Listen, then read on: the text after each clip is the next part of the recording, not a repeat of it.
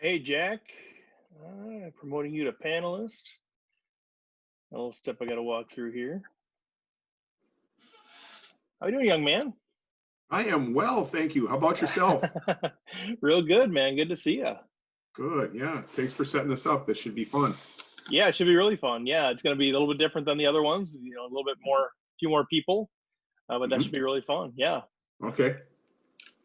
So is there a practical maximum number of people that you can get on one of these? Not really. I mean, you can have as many as you want. We do have like breakout rooms. So if like it ever gets like super popular, we get like 20, 30 people. What we can do is people can hang out in the main room, or I can create breakout rooms and people just go to the table. You know, we can create one for each table, and then people can go to the table. Okay. I've never done one of those breakout rooms before, so I don't know how that works. Yeah, sorry, I had a Wi-Fi thing there. Yeah, no, we did it. We did it one time, and it worked. It worked really well. We did it one of the Tuesday night ones. We'll probably start doing that at some point too, when it gets to be enough people. And then people can just hang out if they want in the main room. But yeah, they can just kind of go to whichever room they want. Kind of say, "Oh, I'm at table 3 now," and yeah, it's pretty cool because then you're just hanging out with the people at your table. Okay. Let's see. I've got little management stuff on the front end of this deal. Figure I might as well get into the tournament too. I keep forgetting about that part of it. Yeah, you better do that. Let's see. And Keith and Lauren are on there. I see Rob Washam. Jill's coming on here. Uh-oh, that sounds dangerous. You guys still up at Rainy? We are, yeah. Nice. And it's been good. Yeah. Yeah, still at Rainy. Sweet.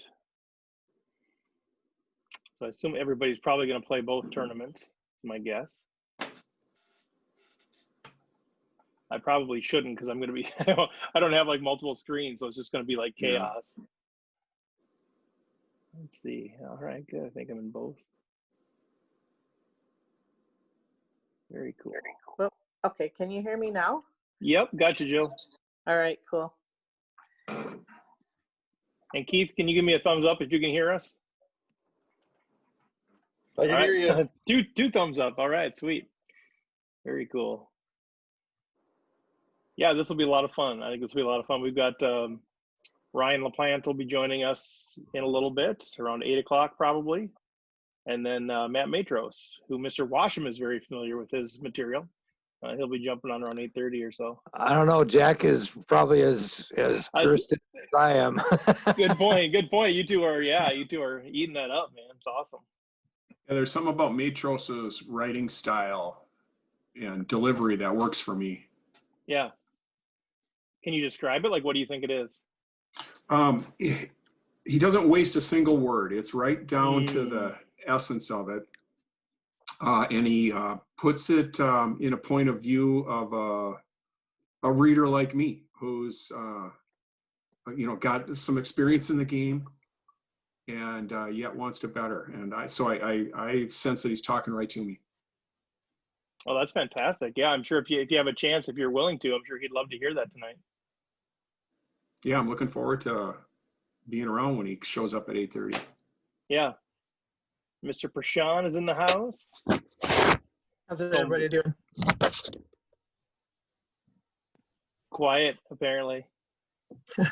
It's like Hollywood Squares and you're in the middle of my screen. Like, I know everybody's screen is different, so I've got the 9 box right now just for the moment. You're the middle center square. Are you too young to know that reference? No, I barely got that one. You barely. Eric, how are we doing tonight? Doing good. Good to see you. And Kelly's on, and Jill, Lauren. Sweet, man. Are you guys gonna both play both tournaments? Yep. Yeah, I think so. Yeah. I think I'm gonna be screwed. I'm gonna have to pick one or the other to focus on. So Lauren, there it is. He's social distancing even on this deal. Is that Normally at a poker table, you'd want to at least wear a mask. Yeah. All right. You don't want to give away any tells, huh? No, then it would be like this. That's awesome. All right, the crew's piling in here. Rich, good to see you again. At least your picture anyway. There he is. There's that background I love. I was muted. Sorry about that. There we are. No, you're fine. Now I'm here. Mr. Schwartz is in the house. Fantastic. So how do you adjust your screen to get the Hollywood Squares look? I just have you and me on there. Yeah, top right corner, there's a speaker view and a gallery view. At least on mine, it's top right corner. And you can play with the size of the window and that sort of thing, but there's different options in there. You see that?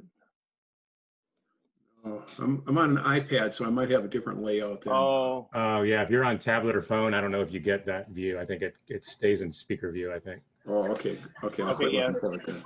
so speaker view should, who's ever speaking should come up on your screen. Yeah. All right, Ben, I just muted you because there's a lot of background noise, so don't be offended. I'll try to unmute here and see what happens. Now he's got the World Wrestling Federation going on or something at his house. Oh, nice, Josh. I just saw your background. Very nice. Oh, that's a good one. That's a classic. Here, look at this one. This is creepy. Move to the side. The El Chapo. Oh, it's nice. Well, anybody have any questions about this going in? Just real quick, this one, we were doing a single table before, but we were getting done really fast. So I think we're still okay, but it's got an add-on. It's got one rebuy and an add-on.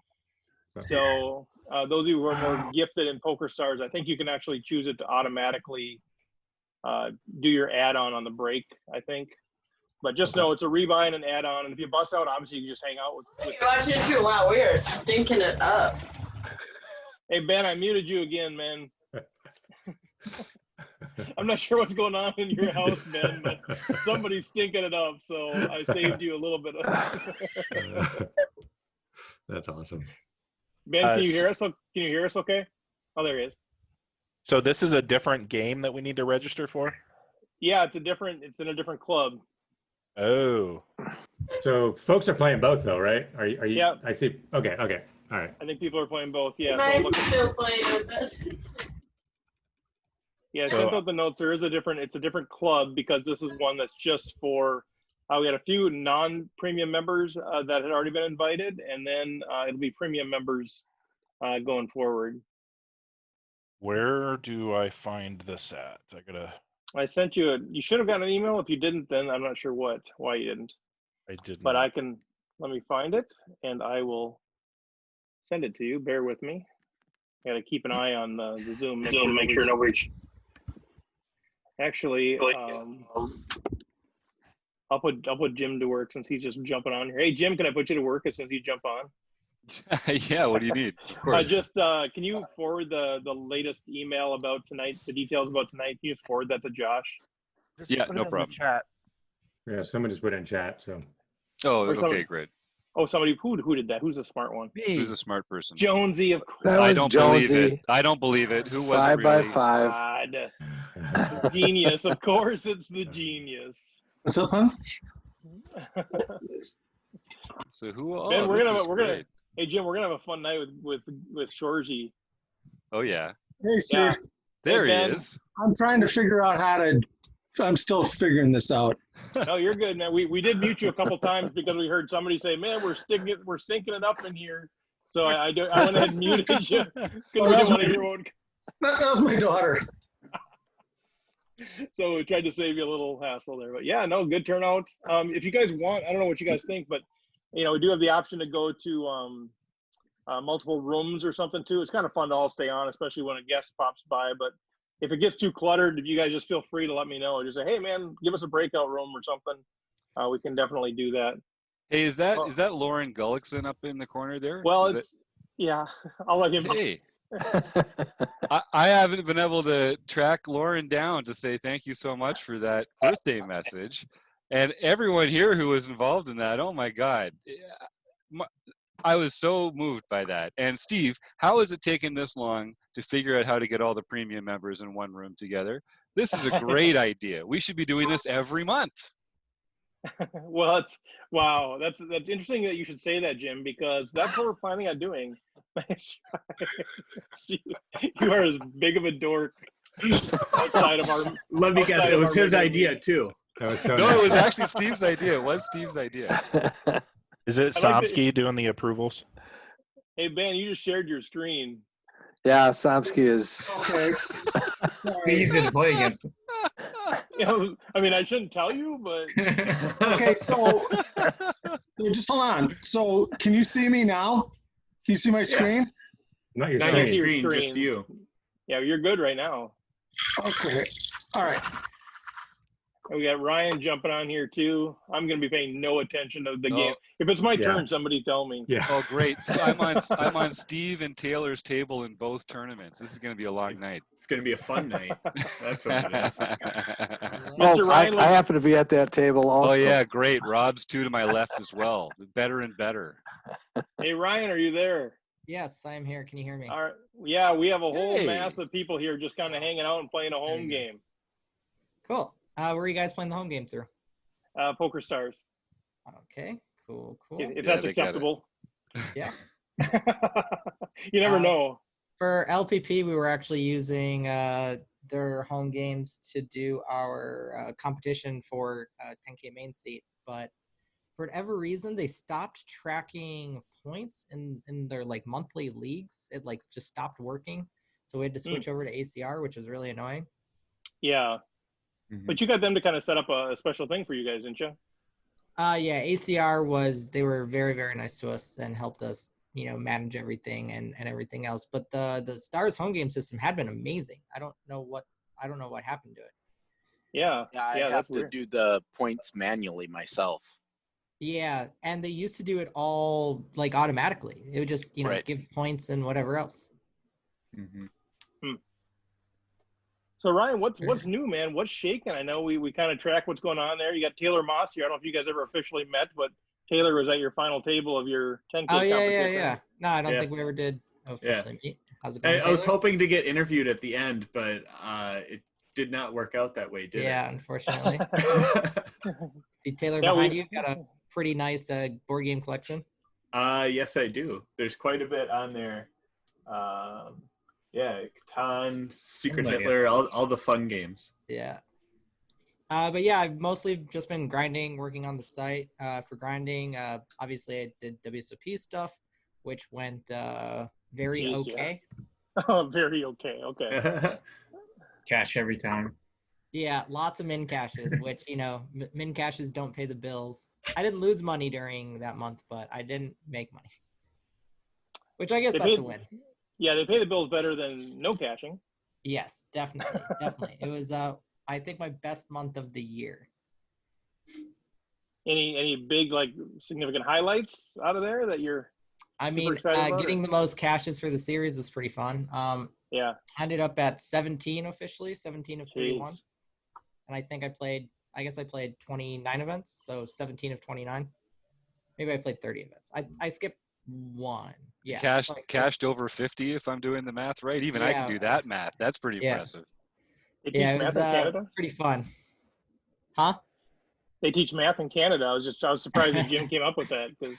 We're getting algebra next year, which is really going to change the game. So what's on the horizon? What are you looking forward to, either with LPP or your own play?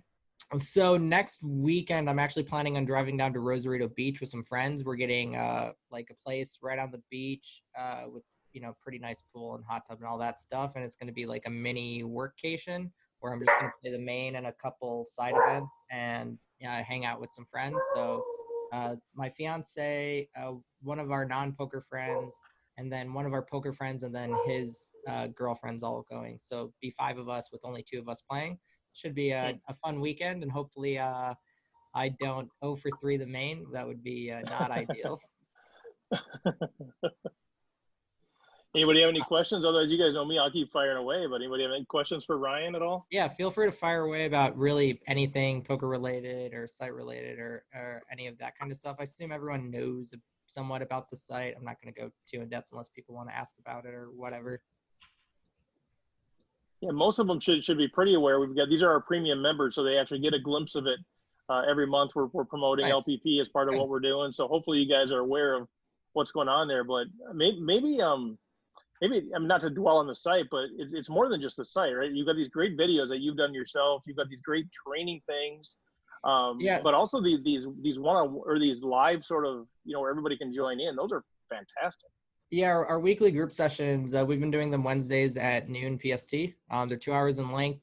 People can, if you can't attend it live, you can send me hands or questions ahead of time, and they're recorded and added to the site, usually within 1 to 2 weeks after.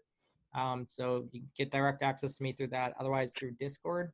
We have a Discord group that has about 1,500 members. And in the group, we have, like hand history questions, or you general ask me questions or whatever. I've replied to every single hand history sent in and every question asked of me since the site was started. So pretty constantly active on there. And then, of course, adding new videos and doing all that stuff very regularly as well. Try to be active and available as possible with everything. I think that, it's important to do, but also just enjoy doing it, enjoy helping people out and coaching. It's, while obviously playing is a lot of fun, playing is a very selfish, self-centered endeavor, certainly enjoyable, but it's not really something that adds anything. While, coaching at least makes me feel as though I'm accomplishing something that's not just, selfishly, doing things for myself. Although I am certainly miss live poker and am very excited for that to come back so I can get in some hours grinding live. Well, I've been really impressed with how available you are. I'm more of a lurker when it comes to Discord, but you're very present in there, and I know you put a lot of your coaching sessions out live and available for group review and that kind of stuff. And I think that's I mean, you can't make a better promotional statement than just standing behind what you do and being available to people that want to talk to you about it. So personally speaking, it's just great, the whole approach you're taking to it. Try my best to do that type of stuff. Also, I'm trying pretty hard to make sure we also have more tools for people to learn. We're teaming up with a couple different companies to provide some pretty sick training tools, which I'm pretty excited about. Hopefully have them launched within the next month or two. But just easy access GTO study tools to make, learning what it looks like and learning how to play for a very theory-based game a lot easier and more approachable.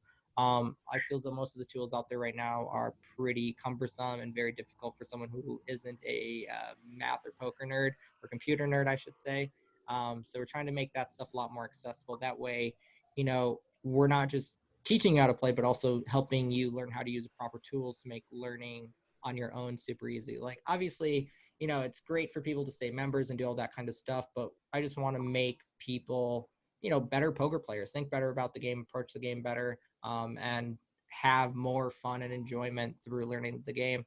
I mean, I feel as though my enjoyment for the game got more and more, I guess, complete as I've, grown as a player. It's like I feel as though it's pretty similar to doing like a lot of other things in life, like doing something like golfing or riding a bike or whatever. The better you get at it, the more enjoyment you have, because the more opportunity you have to do more interesting and cool things, and then also you just appreciate it a lot more. You appreciate it, its depth. And I think like poker theory and just poker in general at its heart is one of the most complex, in-depth strategy games that we can play. And for me, that's part of the reason why I enjoy it so much.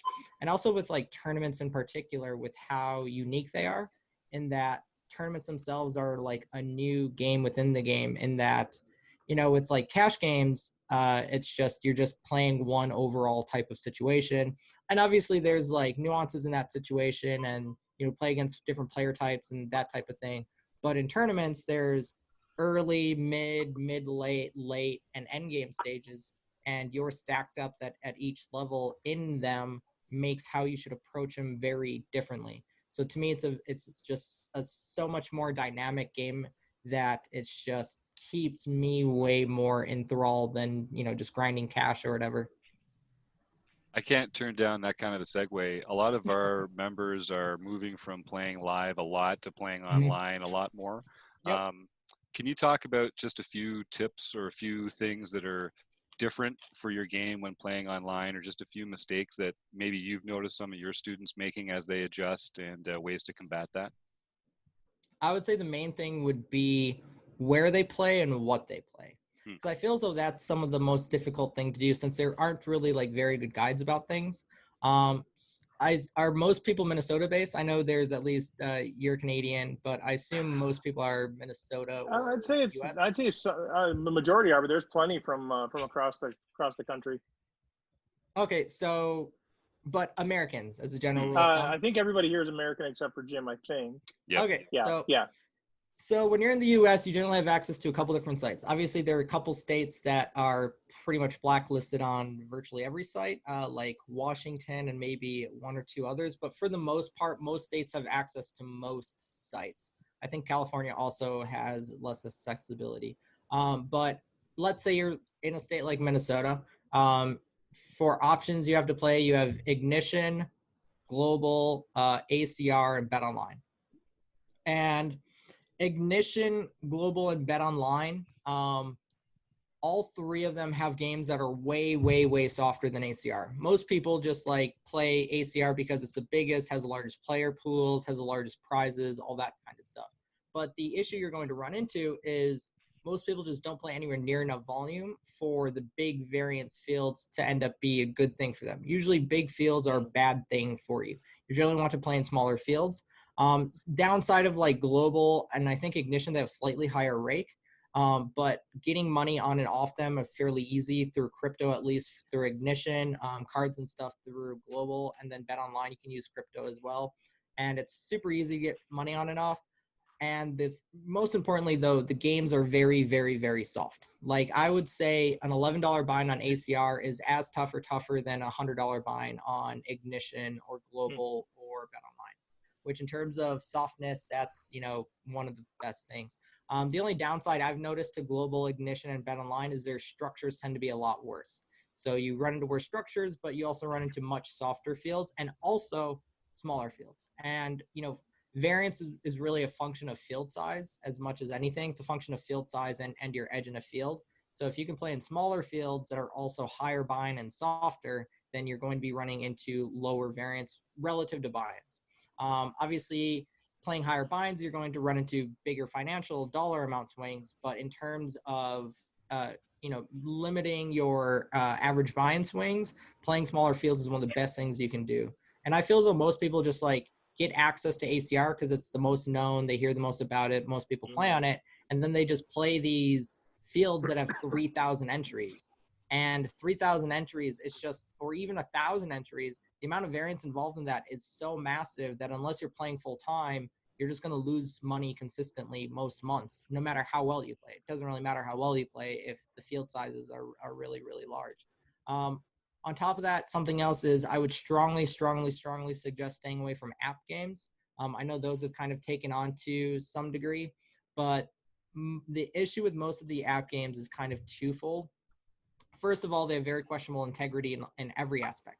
Questionable integrity in terms of how, the RNG is done, questionable integrity in terms of whether or not there are super users or collusion or just general cheating or anything like that. If you're in a very, very small group where you know every person, that's more okay. However, even with that, I would say to be incredibly careful because of just the finances involved is whether or not whatever agents and whatever else you're using are going to properly pay out, and everything else is obviously very, very much so buyer beware.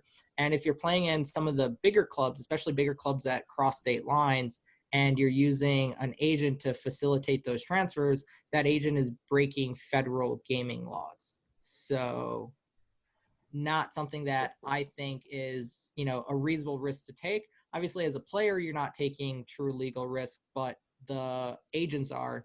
And if any of that stuff ever gets shut down, you're just not getting paid out. So I stay very, very, very far away from all the apps. And it's because I'm in Nevada, the only sites that I actually play on are WSOP.com, which is Similar in that it's really soft, like Ignition, but it has decent amount more game selection. Can't play on Ignition because it's not actually in Nevada, but I do get to play on ACR and Global and Bet Online. So the main sites I play on are WSOP, ACR, and then Global and Bet Online. And I would say probably in terms of dollar volume, WSOP, ACR, Bet Online, Global in that order. So I'm still able to play a decent amount of volume across those sites. Like usually on a Sunday, I'm playing between 7 to 10K in buy-ins. Weekdays, I'm playing between 4 to 6K in buy-ins. So it's pretty easy to play a decent amount of volume.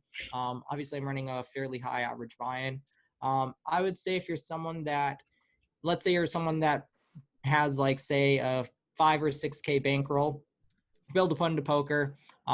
First of all, I wouldn't keep much of it on sites. I would keep most of it either just in dollars that you can quickly convert to crypto, or keep it in crypto, and then just transfer on and off the sites as you need funds on there. With like 6K, I'd be playing like a 15 to 20 average buy-in only. So 300 to 400 average buy-ins as a suggested minimum, unless you're playing really, really small fields. And then on top of that, I would generally, let's say I would say if you're playing ACR, Global, Bet Online, and Ignition, that across those, it's pretty easy to play like full-time volume on that average buy-in. So it'd be pretty easy to play anywhere between 300 to 600 games per month if you're playing full-time. But even if you're only playing part-time, I think it's really important to make sure that you have a proper bankroll for those games, which I would say would be like 3 to 5K. I think most people, I would say the most common mistake people make besides for game selection issues is bankroll management. Most people tend to assume that, having 30 to 100 buy-ins for a game is okay, when really even at 100 buy-ins, unless it's something you're doing very rarely, it's just not enough. It really isn't. When there is actually, if you Google tournament poker variance calculator, there is this calculator. It's the first one that pops up. I would strongly suggest playing around with it, but something essentially you'll end up seeing is that unless you're running a really, really high win rate, most of the swings you're going to have playing any reasonable amount of volume is going to be easily 100 to 400 buy-ins, unless you're talking about having a very, very high ROI. Which if you're capable of having a 200 average buy-in downswing, then you're generally going to want 2 to 3x that in terms of bankroll, which is why I would generally suggest having 400 or 500 average buy-ins. The way that I manage it is kind of different, just because I have different income streams and that type of stuff, but also I'm back for high stakes stuff. So I tend to not really have to worry about this type of thing. But if you're like managing on your own, and especially if you're someone that wants to play poker professionally, I would suggest at a complete total minimum 500 average buy-ins plus a year's living expenses saved up, or to have outside income stream. And if you don't have that, then I would strongly suggest away from trying to play professionally or trying to play, full time. If you have other income streams coming in and those income streams cover your living expenses, then you don't really need as much of a side bankroll saved up, but you still need that significant average buy-in bankroll. So, if you're playing, let's say you want to play $50 average buy-in online professionally, I would suggest a 20K bankroll plus a year's living expenses at a complete minimum. Besides for that, in terms of how people actually play, I mean, for me, the game online and live are the same thing. There really isn't a difference. It's just play as well as you possibly can fundamentally, and then see what mistakes your opponents are making and try to exploit those mistakes. And a lot of the weak players live and weak players online make the same type of mistakes. They open limp too much. They play too passively in general. They don't check raise enough. They don't 3-bet enough. They don't 3-bet proper sizes. They don't, barrel off enough. If most of your opponents are weak, tight, passive, then, and in terms of types of mistakes they make, that's true for live and online. Like the best games online have lots of weak, tight calling stations or passive players that just don't open enough and don't 3-bet enough and so on and so forth. So to me, a lot of like the general types of exploits and stuff that I make tend to be very similar, whether I'm playing live or online. Obviously with online, you get more information in certain ways. And obviously you get less information in certain ways. So in order to make up for that, using a heads-up displays can be very useful. But I would say a lot of people that end up using heads-up displays read too much into them. Really, the heads-up display is mostly for like VPIP, pre-flop raise first in, and 3-bet. I don't use any post-flop stats. I don't use stats beyond that. It more just gives me a general sense as whether my opponent is weak aggressive, weak passive, tight aggressive, middling aggressive, loose aggressive, and allows me to take notes on them. That's it. That's all I really use it for. It's not like I'm using it to tell me how they play. Yep. You can't use it for more, dude. You play like 15 tournaments at a time. You wouldn't even have time to look at your HUD stats, right? Oh, no, I got plenty of time. I mean, I only play enough. I cap myself at the amount of tables where I can still read my HUD. So if I'm 16 tabling, I'm still using my HUD. That's insane. Yesterday, I peaked at 16 tables. On Sunday, I peaked probably around 14 tables. So I was going to ask you. I only have a HUD on half the tables. Oh, that's it. Okay, only eight of them going. Yeah. Well, I was going to ask you. I know we're almost at time or whatever, but I'm curious. Like, I was going to segue into like I had a chance to chat with you a little bit when you were playing live, and I just wondered like, you were so like relaxed. You're just playing and like you're talking, and then like, oh, it's my turn. Okay, yeah, I raise, and I just everything's just so automatic, and you're playing 16 tables. So I guess when you're online, I'm curious. Like, first of all, like when you just play live single table, are you just bored 95% of the time? And then secondly, I'm curious, like what percentage of hands roughly do you think you actually have like a decision where you're actually, I mean, they're always a decision, but you know what I mean? Where you're actually like thinking and it's not just sort of automatic. So honestly, at my heart, even though I know I play a ton of online tables and I've played a lot of games lifetime, I've played like 45,000 tournaments online lifetime for scheduled tournaments. I truly, at my heart, I'm a live tournament player. It's what I enjoy the most. Online for me is work. It's a grind. It's it's not something I'm passionate about. It's just I do it to make money. Well, this year I've been doing it to lose a lot of money, but I do it to attempt to make money. And while that's the case, and I do play all these tables and that type of stuff. When I'm playing live, it's relaxing, it's fun, it's enjoyable. I can talk to people, I can have conversations. And also in terms of live, there is other information to look at and paying attention to. So even if I don't have to make a lot of in-game decisions, I'm still picking up a ton of information, and then I'm using that to maximize my edge. And that's why I've done so well live, because I'll see some type of tell and then trust it utterly and make reads based purely on those tells, and it'll allow me to make some profitable decisions that I wouldn't have been able to do online. But also it's just more enjoyable. It's just a lot more fun and relaxing. And I just because I enjoy it so much more, that's what I prefer. Although in terms of consistently making money, online is obviously a lot better in terms of playing volume and doing all that kind of stuff. So that those aspects of it obviously are a lot better. But in terms of just enjoyment, I just really love live. As far as making decisions, my overall VPIP for online is about 29%. So about a third of all hands, give or take, a little bit less. In terms of like, I have like a really in-depth, long thinking type of decision. I don't know, maybe 1 in 1,000 hands, if that, 1 in 500. It's just, it's very rare that there's a spot that I'm going to need a lot of time. And usually in those spots, it's like, a weird money bubble spot, or like I'm deep in a tournament or something like that. It's pretty often that like, for me to take longer than like 15 or 20 seconds on a decision, it's very, very, very rare, because I usually know what type of opponent my opponent is. And if I don't know what type of opponent they are, I just rely on population tendencies based off of the, stakes I'm playing. So if I'm playing a high stakes tournament, I just assume they're more likely to be a good player. I'm playing low and mid stakes tournaments, I assume they're more likely to be a fun player unless I know who they are. And if I know who they are, then I've got a general idea as to their play style or how skilled they are. And then if, let's say I'm up against a very skilled opponent who I don't know their exact style, then I just rely on theory. So I either know in a spot I'm relying on theory, I'm exploiting because they're really loose aggressive, I'm exploiting because they're really tight, or I'm exploiting because they're really loose passive, or some version thereof. So if I have a vague idea as to how I'm going to exploit, there really isn't that much in-depth thinking I really need to do.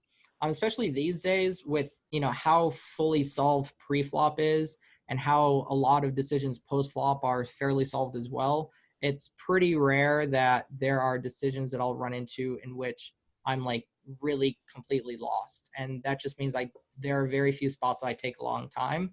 When I'm playing live, obviously spending a lot more time in decisions in a lot of different ways in terms of just looking at my opponent and picking up reads and that type of stuff.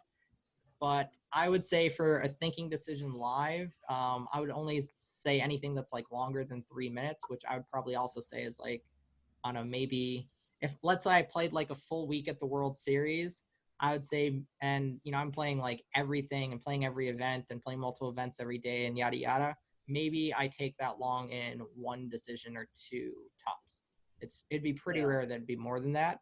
And if it is more than that, it's almost always in a live high stakes tournaments against very skilled opponents where I'm trying to recreate the hand and making sure like that our ranges work the way that they do. And then I'm supposed to have X frequency. And then I also need to, use some RNG device to make sure I'm following in that frequency. And then I'm going to take it a step further and try to figure out if I'm going to try to exploit a little of this hand because of ICM factors or our history or whatever. So those decisions can be more common, but even then it's pretty rare. Usually I've got a fairly good idea going into every street. And because I keep in mind our ranges at each point, I don't need to like re-break down the hand, but occasionally I do on the river. Occasionally, like, if they put me into some really weird spot and I need to figure out how weighted the river is on like how weighted the range is on the river, that can sometimes take a while, especially if I'm combo counting on top of that. But I would say it's pretty rare in general to take that long or to have like really in-depth decisions live. Okay. So I lied earlier. We have somebody, at least one person from Australia here, because I know that because they just hit quads against my flush. And the reason I call it out is because it was pocket fives, Chris Jones. You'd be pleased about that. Anybody have? I know we've got Matt Matros actually is coming in here at the bottom of the hour, and obviously Ryan, you're free to stick around as long as you want. I don't know if you know Matt at all, but he's coming on here. But anybody else have questions for Ryan? Man, this is fantastic. Appreciate you guys. I can be here as long as you guys want, really. We want you all night, but we should have just had you play the game. But yeah, careful what you ask. No, just stick around as long as you want, man. You're obviously welcome. And anyone else have questions about anything? Yep, fire away. I wanted to just introduce myself. I'm the person who tweets out in the past 3 or 4 years the WSOP for Minnesota stuff. Oh, so cool. And right. Because you're still registered as a Minnesota wrestler according to the WSOP, you've a lot of your wins have been recorded in that. Yeah, I've seen that. I really appreciate that. It's cool to see that you track and do that type of stuff. It's nice to have like other players to root for and stuff to follow along that I might not realize were from Minnesota. And John, just so you know, that's John Somsky, and we refer to him, and everybody refers to him as the nicest guy in poker, and it's pretty true. So not surprising. Except he 3-bets me a lot, which I am a little conflicted about that. Yeah, but everyone else likes that though, so it's still pretty nice. Yeah, exactly. Anybody else have anything for Ryan? Yeah, and I think, just to kind of follow up what you were saying, I mean, when I've seen you play, you are just so comfortable live, and I just think here's a guy that belongs in a live setting because you're just, I don't know, you seem so comfortable, like you said, but you're also just chatting with everybody, and just seems like you're genuinely having a great time. Yeah, I honestly, I really, really, really do enjoy it. It's very rare that I'm ever, unhappy or annoyed or tilted or whatever at a live table, unless it's like, I don't know, if I'm like not feeling well and I'm trying to grind through it or something like that, or, or just someone's being really rude. But even then, then I just put on headphones and ignore them and, can shut down like that, which is kind of nice, playing live is being able to ignore people if you need to or whatever. But I try to prefer to have fun and enjoy myself. That's really why I play poker professionally now is because, well, I just always really enjoyed it, but like I knew I really loved live when my year in college, quote unquote, not that I went to class, every Sunday we actually had a league, and buddies and I would play live every Sunday, and it was just so much fun and I always enjoyed it. And then when Black Friday happened and I had to transition more to playing live, I just always really enjoyed it. It's fun and easy and relaxing. And, it's also fortunate for me that I've done very well live. So it's kind of a win-win for me. it certainly helps out being able to do very well at it, as well as just do something that I enjoy, which I know is very fortunate, being able to do what I love for a living. It's just, I'm deeply grateful for that. And I really, really can't wait for all this stuff to be done so I can get back in the live saddle and on the grind. Hey, So Ryan, go I ahead. want to jump in here. Sorry, Steve. Oh, go ahead. I want to take it off the felt just a little bit. In the Twitter sphere, the last few weeks, it's been rough for you, and I wanted to salute you in your handling of the things that have been going on, and just give you some kudos, because Thank you. I think Appreciate in that. light of what has been going on, just the professionalism and the poise that you've taken in handling these things has been awesome. So Thank you. I appreciate that. Yeah. He's mentioning that as a kid, so 8 years ago and 10 years ago, I said some stuff and words and stuff that I really shouldn't have. It's definitely something that I deeply regret doing and deeply regret having behaved like that. Obviously, it's something that is very much so very far in my past, but is still something that, I have to live with and deal with, especially as someone that, I care very deeply about people being able to do what they love, and people not being discriminated against for their race, sexuality, age, gender, or gender dysphoria, or anything like that. Like, I am very much a very open book. I'm at my core, I am a liberal softie to my deep core, and like, I even though I've always tried to be that type of person, obviously when I was younger, I maybe wasn't necessarily closed-minded or anything, but definitely wasn't as aware as I am now of how important language and language use is, and how important it is to make sure that we are, very much so aware of that. And I didn't really live up to my current ideals back then, as how many of us were our best selves at 20 years old. But obviously that doesn't, it doesn't make it okay or anything like that. It's not something that I stand behind in any way, shape, or form. But part of the reasons why I really love poker is that it is purely a game of, if you have the money, if you have the drive, if you have the passion, if you have the desire, you can do it. And there's no one that can really stand in your way to prevent you from doing so. It doesn't matter if there is, discrimination or hate or anything at the table or in the industry or anything aimed at you. You can do what you love and make a living doing it.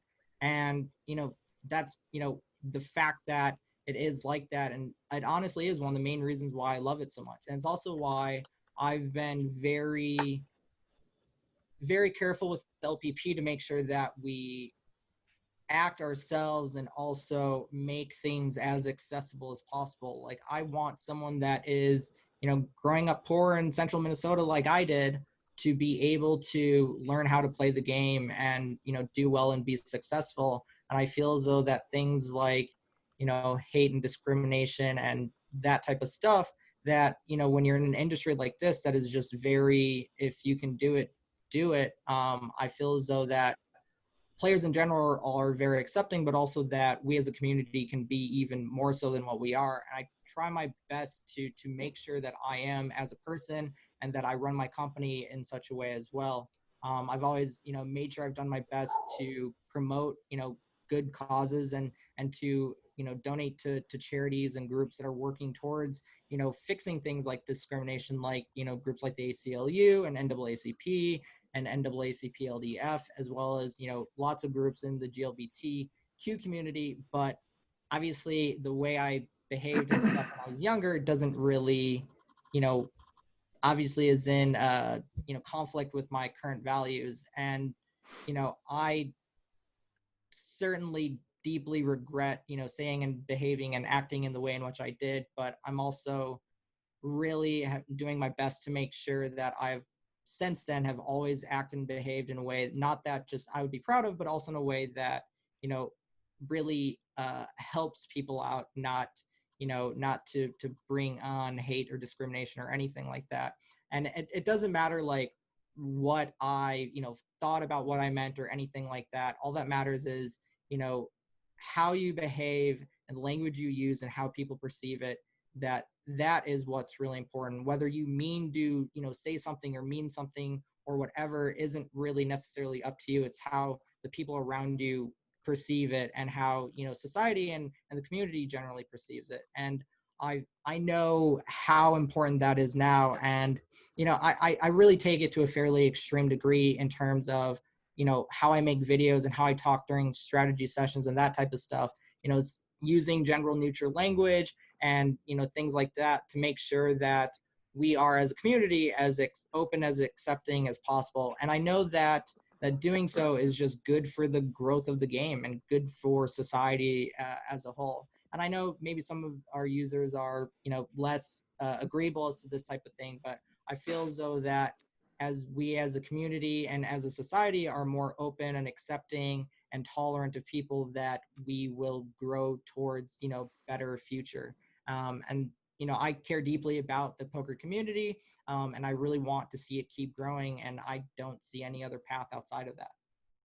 Ryan, I really appreciate you saying that. I kind of followed a little Twitter. I read some of your statements, and I thought they were, you know, well put. But, you know, it's one thing of reading something that, you know, somebody was able to write and massage, but to hear it from you actually speaking it, you know, I you know, feel like it's heartfelt from you. So I do appreciate what you're saying that. Appreciate that. Yeah, thanks, Ryan. I want to jump in here just because I want to make sure we acknowledge Matt Matros has jumped in here as well. For those of you who don't know Matt, we've had him on the podcast before. He's a 3-time WSOP bracelet winner.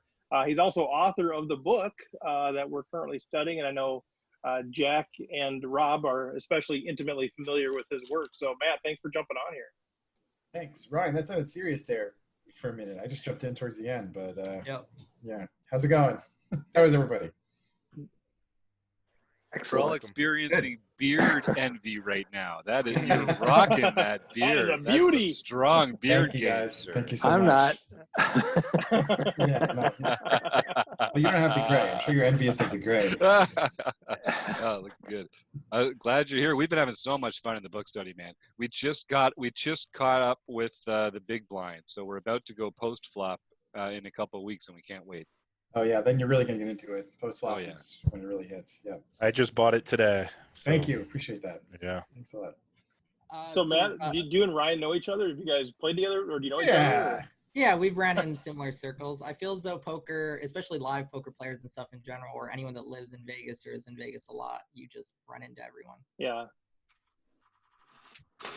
So Matt, what's new and exciting in your world? Or go ahead. Not a whole lot. You know, we're not in total quarantine here in New York, but it's still pretty slow. I played some of those World Series online events. That was fun. Made one final table.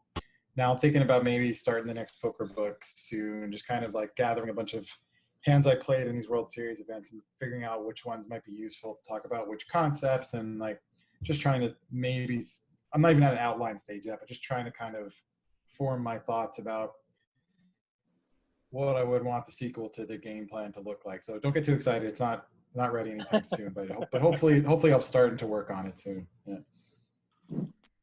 How long is the normal process, or what? I mean, it's not normal. I mean, how long do you think the process will take now? I really don't know. Write the next book. The game plan was 6 months, soup to nuts, which I felt like was pretty fast. That is fast. Yeah. The next one, who knows? I mean, the game plan, I pretty much just worked on that for 6 months. So if I can dedicate myself to another book like that again, who knows? I guess I could turn it around. But the game plan was also only about 150 pages, as you guys know. So if I do a longer book this time, that could take longer. I'm not really sure, but we'll see. Hopefully, if it could go quick again, because I've also, that 6 months included like picking all of the hands and coming up with all the rules and organizing them and figuring out and writing it up. So who knows? Maybe if I do work full time again, I could churn out another one quickly. But I don't want to make any promises, guys, because I really don't know. But hopefully not too long. So Matt Matros just promised that in 6 months from now, on February 19th, his book will be out. That's what I heard. That's what breaking news. You heard it here at Rec Poker. I just tweeted it, so it's actually out there now. Yeah, pre-order now. Hashtag truth. Rich says. What was your most recent book about? And I'm just curious as to what you covered in it, and then also what like research tools and that type of stuff you did to build strategies and theories and that kind of stuff. Sure, Ryan. Well, the idea behind the game plan was if you're a casual poker player looking for the fastest way to improve your expected value and improve your chances of running deep in a tournament, I want to come up with a series of like hacks or a series of rules that could give casual players to like immediately help their bottom line. Because I've observed a lot of players over the years that show up after tournament. They love to play poker, but they have like they have leaks for lack of a better word. And so they're they're usually like, either too loose pre-flop and then too tight post-flop or vice versa. And like, so I wanted to kind of like give them rules for how just not to do anything really, really terrible. And to play like a basic kind of tight aggressive plan, but that calls down frequently enough so that you're not getting run over. And so I came up with a series of rules that you can apply to any no limit hold'em hand and hopefully give casual players a shot in tournaments. And that's the book. And coming up with the rules was a lot harder than I expected it to be honest. I don't know why I thought it'd be easy, but it wasn't at all. But as for what tools I use in the book, it's not much besides my own kind of thinking about, all right, well, if I want to take some basic strategic concepts and distill them to their essence, how would I do it? But the one tool that I do recommend in the book is Snapshot for short stack play, which I think is a great tool for every tournament. And in fact, I learned a lot by looking at Snapshot charts Snapshot results pretty closely. Just my own short stack play was improved from that. So, I mean, that was really the only new tool that I put in there. But going forward, I don't know how heavily I'll look at solvers as like tools, because my next book is not going to jump all the way to like super advanced either. It'll probably be designed for more intermediate or somewhat advanced players, but not like, a solver solution to beat Ike Haxton or whatever. Right. But I don't know. That's as for which tools to use in terms of like what resources that aren't just my brain. I'm not sure. I'll have to think about that. So let's talk about following the rules and the Jack hand where you didn't follow the rules. I think I know the hand you're talking about. This is the one where I four bet? We just talked about that today we had a book study session today. We just talked about those three hands for the WSOP. That was the one where I called 4-bet and the guy called 5-bet shoved from the blind or whatever. Yeah. Yep. Yeah, that was a crazy hand. So I forget the exact year. I put it in the book, but it was probably about 10 years ago, that maybe more. 2012, I think. Okay. And yeah, it was a pretty aggressive pre-flop moment in No Limit Hold'em. And so and it was two very aggressive players. You guys might know it was Alex Jacob and Taylor Cabey were the first two raisers. So those names may or may not mean much to you guys, but like they're both highly aggressive tournament players. And at the time were like two of the peak No Limit Hold'em guys in the tournament scene. And so when one of them raised and the next one 3-bet, even though they were like, one of them was early position and one was middle, I didn't necessarily assign very good ranges to either of them because I just knew how aggressive they both played. And so I felt like with two jacks, I didn't necessarily want to flat in position against these two guys and like not try to take the initiative, because I didn't think that two jacks in multi-way pot against two fantastic players just flatting seemed like the most ideal plan. But I also thought my hand was way too good to fold against these two guys' ranges. And so I decided to 4-bet, and I was pretty surprised when the player in the blind decided to wake up and 5-bet shove his whole stack. And so Alex and Taylor both folded. And when it came back to me, I really didn't know what to make of it. I was getting about 2-1, as the book says. And I actually decided both ways like 5 different times. I was like, I sat there for a long time and I decided to fold and I decided to call and I decided to fold. And there were a couple of the logical thoughts running through my head were, well, this guy has to have aces or kings on the one hand. On the other hand, if he knows, as I did, who Alex and Taylor were, and if he knows who I am possibly, then he may just take it to the next level and be like, well, none of these guys have to have anything I'm going to shove. And then, of course, there was the fact that I was getting 2-1, which is a pretty big price to be folding a hand as good as 2 jacks. On the other hand, if your opponent has to have aces or kings, you definitely should fold. So my read was that, the action said that he really should have aces or kings some crazy percentage of the time. But just sitting next to this guy, and that was ultimately what the decision was based on. It was like, it's just nothing more than gut instinct, really. I mean, it was gut instinct combined with the fact that I was getting 2-1. Gut instinct that he had a hand wouldn't have helped. If he had a few more chips, it wouldn't have mattered. I would have folded anyway. But since I was getting a decent price, and my gut really was not wholly convinced that he had a big hand, I eventually decided that the fact that I was a little suspicious of, my gut was a little suspicious of how he was looking after he put the chips in, and the fact that I was getting more than 2-1, I said, all right, if I'm getting more than 2-1 and I have 2 jacks and I don't necessarily think this guy has a huge hand, I don't see how I can fold. So that's how I ultimately made the decision to call, and I was quite thrilled when he turned over 2 sevens, to say the least. Awesome, thank you. I feel as though that around that age, that like the meta was just so crazy aggro. Everyone was like, okay, so people are starting to open loose, and now 3-betting's really been a thing, and 3-betting's been a thing for a while at this point. And everyone's like, well, if everyone's 3-betting light, okay, I need to combat this by 4-betting light. And then everyone's like, well, okay, if this guy is going to be 4-betting me light, now I got to start 5-betting them light. It's how like, what year is that main event hand against Sean D, where that like German kid, I think Hot Carl or whatever, like 6-bet rip ace-6 offsuit and got there versus John's aces. Pretty sure that was like in that time frame. It was around. I think it was around then. Yeah, that's the era we're talking about, and that definitely played into it as well. I mean, this wasn't of like 2 players going back and forth raising each other, which is usually where those leveling wars come in. So it wasn't like this guy should automatically be thinking, oh, he has to 5-bet bluff here. Like, he hadn't put a dime into the pot besides what he posted in the blind, and decides to cold 5-bet shove. So it wasn't quite like, oh my God, he must be leveling, but it was that time when people were doing this pre-flop stuff that Ryan's talking about. And the great thing is, that's pretty much the same discussion that we had about the hand once we got post flop and started talking about it. We really kind of dug into that meta game that was going on back then, and the leveling. I think Rob, might have said that verbatim what you just said. So it's interesting. I was playing online at that time. And so it was super aggro always, but it would have been interesting to play live at those stakes that you guys were playing at during that time. That would have been wild times.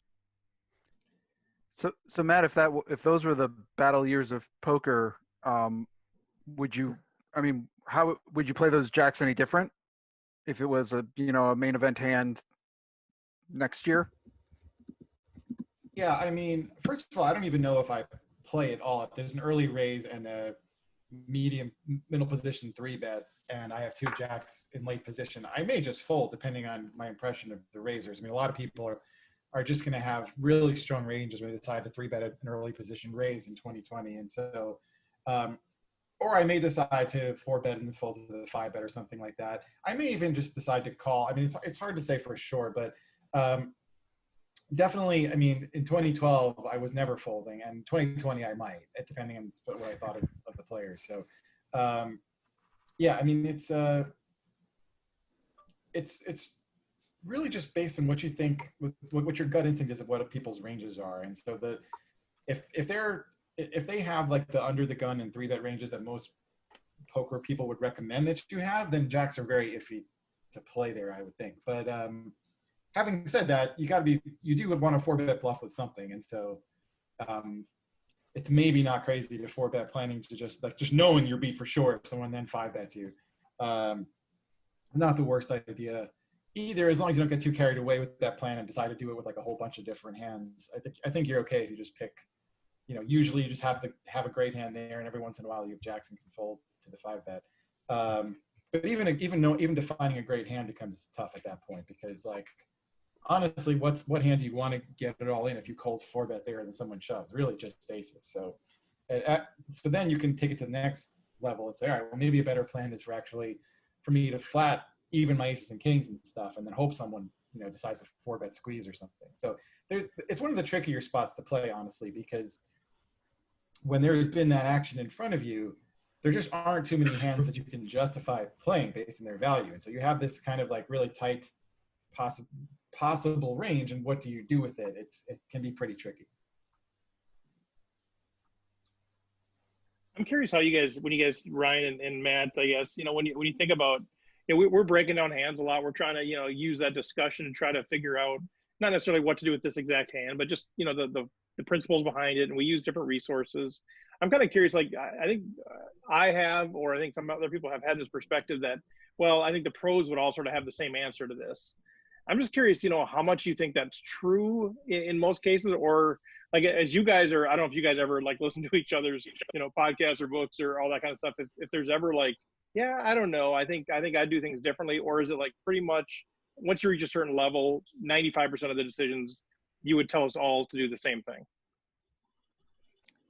Well, I think there are a couple different thought processes these days. You've got guys like me or my generation, or even like, I guess, the next generations, the really young guys coming up that are all very solver focused. And they'll say, well, in this spot, solver does X.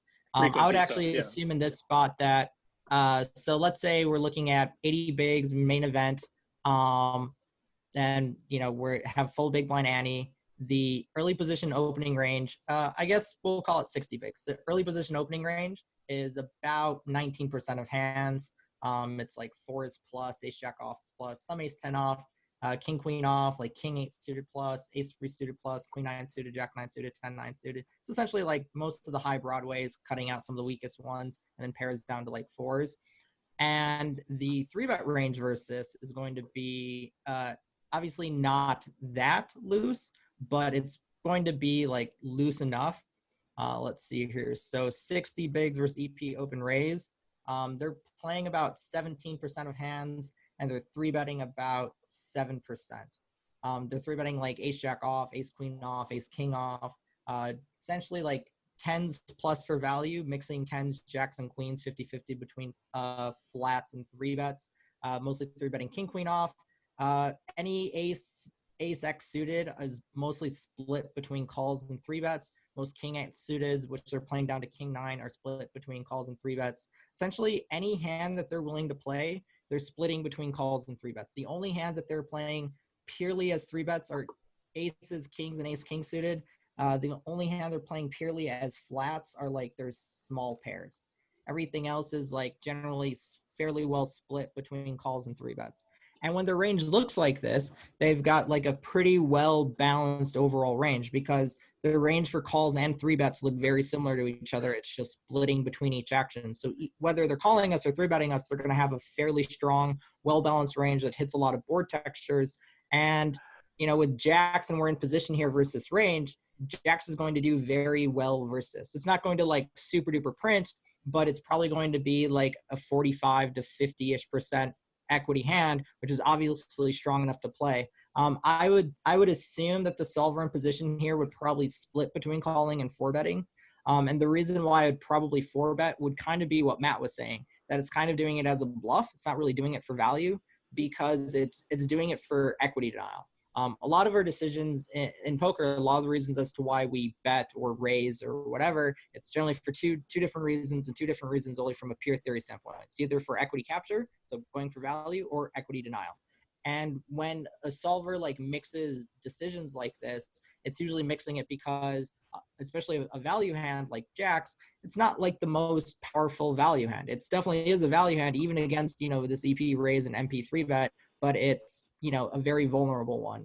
And I feel as though that like more my generation, that we focus on starting from the point of the solver and then working our way back.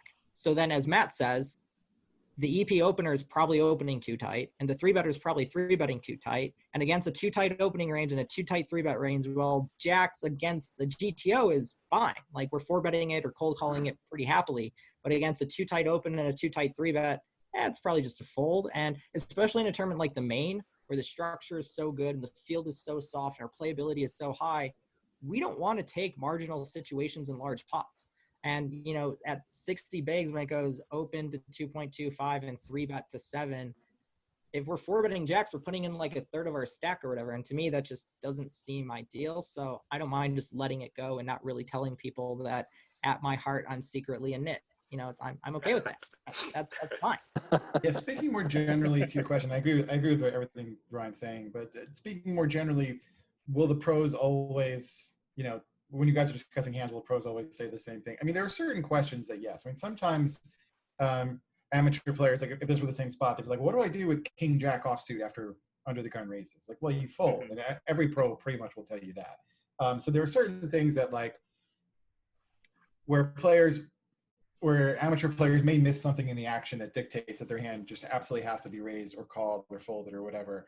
And pretty much every pro will agree. But when you get to the more, like most of the hands that you'll be discussing, honestly, you may find different opinions among pros, or the more common thing will be that the pros will probably want different information or more information than they're necessarily given. So like what Ryan was saying there, the reason why jacks are definitely a play against the solver is the same reason they were definitely a play for me in 2012 against Alex Jacob and Taylor Cavey, is that the super aggressive play like that is actually fairly close to what optimal play is supposed to be. And now 2012 Alex and Taylor were probably too aggressive, but if you're just kind of like as aggressive as you should be according to solver, then yeah, the jacks are going to do fine playing against those two ranges. But as Ryan was also saying, in practice, most people are not solvers, and especially in the main event where they don't want to go broke and they're not looking to get in a lot of money pre-flop, that looks a lot more like aces or kings, especially that second raise there.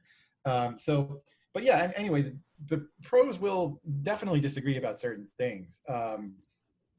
Certainly on like complicated hands they will, but even on hands that you guys might be discussing, you probably wouldn't get the very same opinion from every pro, but there will be something where like, I mean, we'd have to get into the exact hand, but like on my jack's hand, you would definitely get some, like, there are different styles of professional too. So the solver types, as Ryan said, will also probably lean towards playing, but there are other people who would have the viewpoint of figuring out like what they think their overall edge is in the tournament and avoiding marginal spots. And so if that's their philosophy, which is not mine, and it's not Ryan's either, I don't think, but actually, I would actually say that most really good pros these days, unless I personally am playing against a field of like all solver bots, I'm generally more thinking in terms of what's my edge and, you know, how big of an edge am I, you know, taking in this bot and what's my risk associated with that. And if I'm playing a really soft tournament, doesn't matter the bind, I'm just going to pass on a high variance, low edge spot. Doesn't matter if I'm playing an $11 bind or I'm playing a 25K.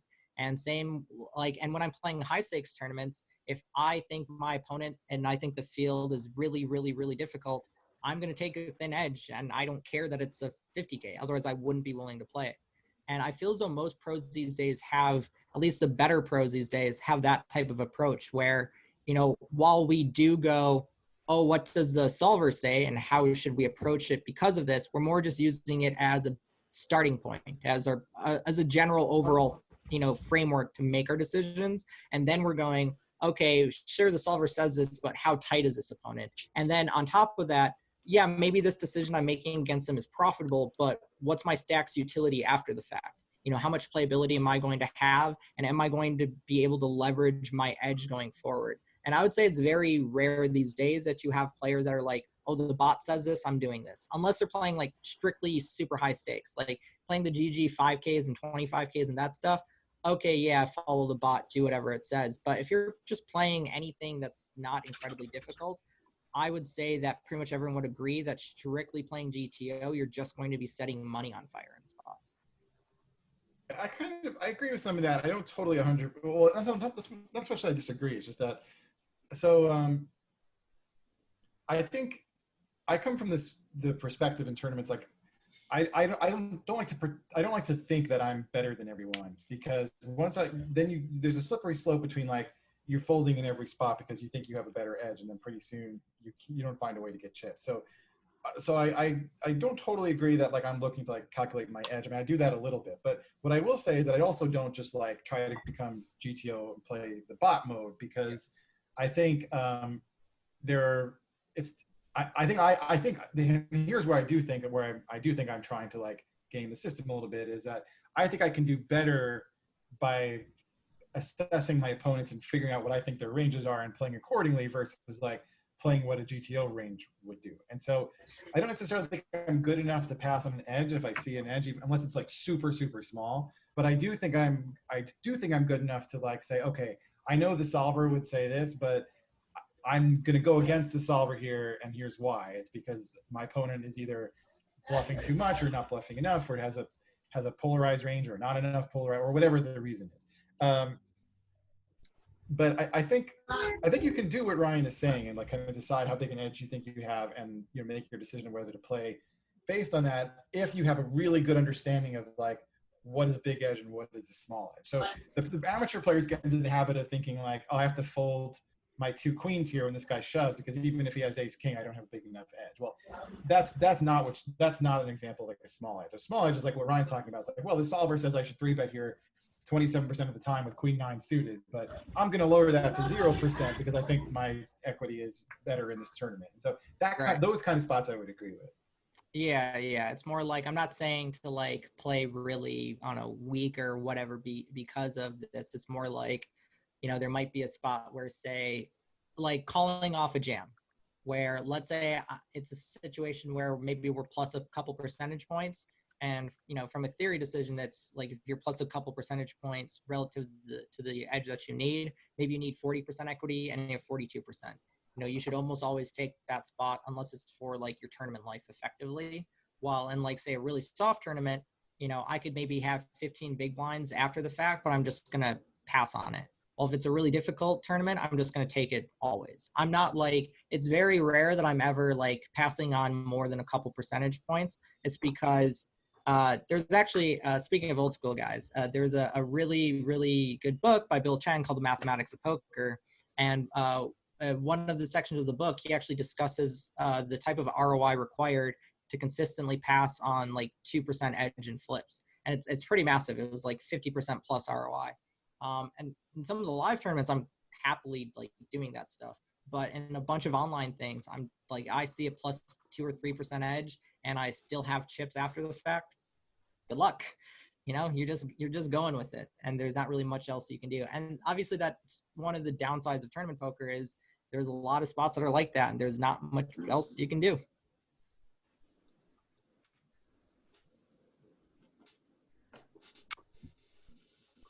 Good Yeah, stuff, Jen. Yeah, go ahead. I was saying I would definitely agree for the most part that, well, there are situations that, a lot of pros might quote unquote disagree. Honestly, it's going to be more rare these days. It's just because just the amount of information and knowledge available publicly, so it's so massive. These solvers and stuff, they're not the most difficult things to use if you're computer savvy. And most of, my and Matt's generation, I assume, Matt, that are you like 40? I'm 30. Yeah, so we're essentially I'm a bit older than you, Ryan, but but like we're both of the computer age. We're both of the computer age, and especially poker players. I know Matt's been playing online for longer than I've been playing poker. So Matt is of the internet age as well. And while he might not actively use these solvers, a lot of pros either actively use them or learn from people that are using them. Watch training videos or read like really good modern books like Aceveto's recent Modern Theory of Poker. It's one of the best books ever written on Nolan Hollum. If you want in-depth solver, it is the most in-depth theory-based book ever written for Nolan Hollum. And Taylor's holding it right there. Nice. Yeah. because there's like so much public access to this information, and also it's just like poker as a general thumb has this meta that shifts pretty quickly. In 2012, the meta was he's what level is he on? The Princess Bride, you think, I think, you think, I think, you think leveling wars. And then that slowly tapered off as these solvers became more prevalent. PO came out in, I want to say 2015. So the last 5 years, it's been more about, trying to figure out what equilibrium looks like, why it looks like this, and then working, away from that and matching it to the situation that we're in, using it as reasons to exploit and stuff. It's why I like the game now is a lot of small ball, a lot of like tiny C bets, small check raises. 3-bets have gotten really big, like really, really big, because getting folds pre-flop is really important. And if you 3-bet too small, people just call a lot, and that's bad for us. And you want to actually, force folds. So a lot of post-flop stuff is, even pre-flop stuff, it's really, I would say it's tightened down. It's gotten more passive, and people play post a lot more and really want to leverage post-flop ability and skill edge. So the game's kind of taken it a lot more post-flop. And I feel as though the meta, at least in terms of how pros play against each other or just regs in general play against each other, shifts a lot more quickly these days, just because there's a lot less sources of accepted information. In the past, and 10 years ago, there were a lot of different sources of information, and no one was really certain who was 100% right, quote unquote. These days, while obviously these solvers aren't truly correct in that, it still requires human inputs, and also while they rely on natural equilibrium mathematics, especially for tournaments, not really the best thing to fully use just because of the nature of tournaments. There's just a lot of situations where if you just strictly follow Nash and you're like doing things that are break even, you're just hemorrhaging money in a tournament. And Nash will require you to make a lot of decisions that are break even. But that being said, with people using these solvers and entering a lot of people's games, especially with things like Twitch and all these other training sites and everything, I feel as though the meta has been shifting a lot more quickly, and that it's been a lot more acceptable to try to play in this type of fashion. Which is why these days I feel as though you also get a lot more similar replies in terms of how people would play about and think about and approach hands. It's not necessarily that we will all agree as to an overall exact style. Like, there's still stylistic differences between players. There's still players that play at an incredibly elite level where I'm just no idea as to what planet they're on in terms of how they make their decisions. And there are players at the top level that play a lot more and approach decisions like I do. And I feel as though that pretty much most pros these days start from this overall general framework as how we think about and approach decisions. And then we have our own personal preferences in certain types of situations and how we are stylistically, implementing these decisions. And honestly, even if you are someone that is playing more quote unquote robotic, I still feel as though that there's a lot of room in terms of how you can think about and approach things. And it's why if you watch any of these high rollers, especially, Party Poker and GG lately, they've been doing these cards up games, and you get to see the best players in the world and see how differently they play. You get to see a lot of like elite players approach decisions fairly differently. And to me, that's like why this game is just so incredible, is that even in, even as this game has gotten more quote unquote solved like chess, and even in a game like chess. So in chess, you have perfect information, and you have players that still play stylistically very differently, even though it's been generally agreed that the way that these, that chess solvers play is as close to perfect as possible. You still have all these different approaches, and you have someone like Magnus, who is just the best by a huge margin. And I feel as though that is, not only is it possible in poker, I feel like I'm sure that there is a player right now in cash games that is way the best player to a very significant degree. And really the only difference between chess and poker is in chess, it's very easy to prove. In poker, it is impossible to prove who the best player is right now, because there are just so many different ways to say whether or not someone is good. And that's also kind of why the game is still so amazing, is that, if you ask me to list the top 10 players in the world, I would, and like you could know with certainty who they were for tournaments, I might get, 3 of them or 4 of them, and I just might have never heard of the rest. And the order in which I put them might be completely wrong. Who I think is the best could be the 30th best. It's just, there's so much uncertainty, and that kind of adds a lot to the game. Yeah, I think, well, you should know that the other 6 or 7 are on this grid somewhere. You have to pick them out. But I know Matt's got to run. Man, I appreciate you stopping by. Yeah, that's great. Yeah, man. Thanks Matt, can I hit you with a comment before you go? Please. Matt, my name's Jack, and I got right here the game plan. Thank you so much. And I've been participating in Rec Poker's book study, and I want to thank you for joining us tonight. Somehow you got to tell me how I can get an autograph. I would appreciate that. But this book study gave me an opportunity to really up my off-table work. I've been studying poker for some time, and then contributing to this book study and participating in it. It really helped me to stick with it on a daily basis. And so I've loved what you've written, and I really like your approach to the game. It's quite interesting. And I wanted to say something about your book. You mentioned in your acknowledgments the cover, and you give great credit to this guy named Ben Pease, who did that cover. And I agree with that. The cover's pretty cool. You can't help but look at it and wonder what he was thinking. But if I could add one more thing, this thing is built solid.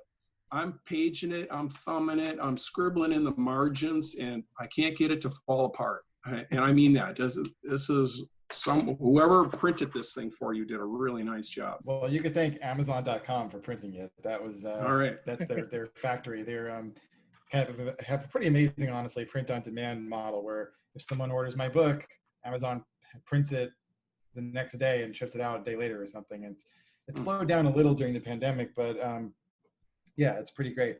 As for the cover, I'm glad you liked it. Yes, my friend Ben Pease did design it. It's from a concept of my wife Ivy actually had the idea of having, you know, it's a game plan. We're trying to give people rules. Why not blueprints for cards? And so we kind of went from there, and that's where we ended up with that cover. But I really appreciate your comments on the book. Thank you so much, and I'm glad you're into it. And as you guys move forward, I look forward to talking about it more with you. Great. Thanks for joining us tonight. Thanks so much, Matt. Good night, guys. Take care. Thanks, Good Matt. night. Thanks, Matt. Yeah, good stuff. And I know the plan is to have Matt join us once at the conclusion of the book study, right, Rob? That's sort of the plan. He said he'd come out here and do like a Q&A. I know he had said he would do that. So once the book study's over, if you guys haven't, you're all premium members, so you can go watch all the book study episodes, and then at the end, he's going to do a Q&A with the folks that whoever wants to.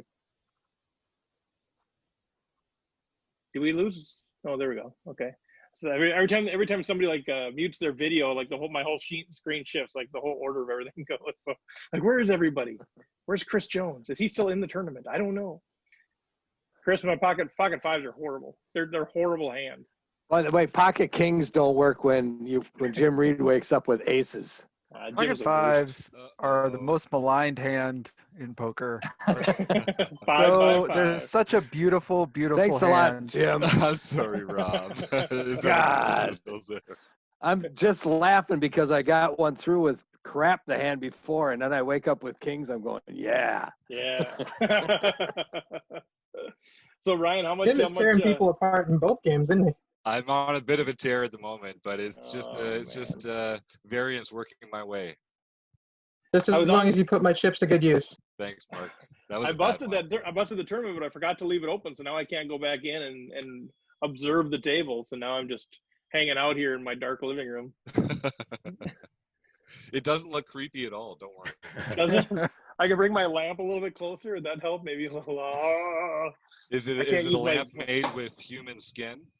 It's not. I'm not in Wisconsin. No offense, Keith Brandt, if you're still on here. Yikes.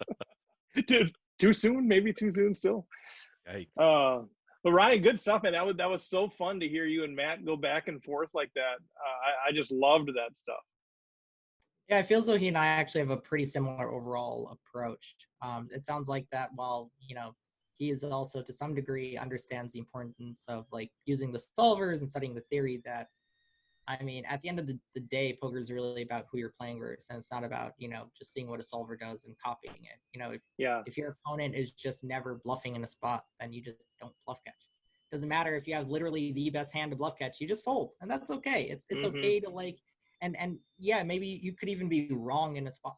I've had people show up in bluffs versus me in spots where I'm just like, why do you have that ever? And then I just, the way I adjust is I just call them more often. That's it. I just make the adjustment. And it's, it's not really something that I ever lose sleep over. If someone over bluffs in a spot, then I start calling more versus them.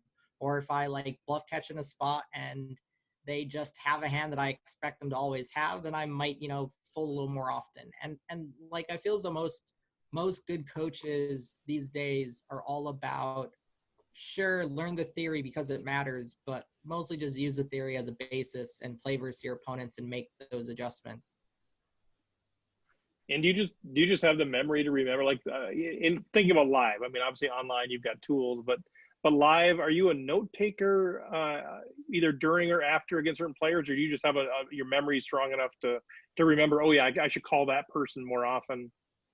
So there's a really simple image tool that I use in terms of how I think about players. Essentially, I've set up like a scatter plot where up, down, left, right, and the more up someone is, the more aggressive they are, and to more right they are, the more loose they are, and to more left, the more tight, and to more down, how passive.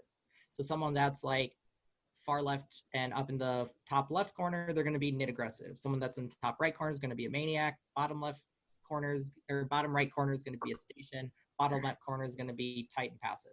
And I generally think about players in those terms. So if I'm playing against, someone that isn't a pro, I'm more thinking what style do they have?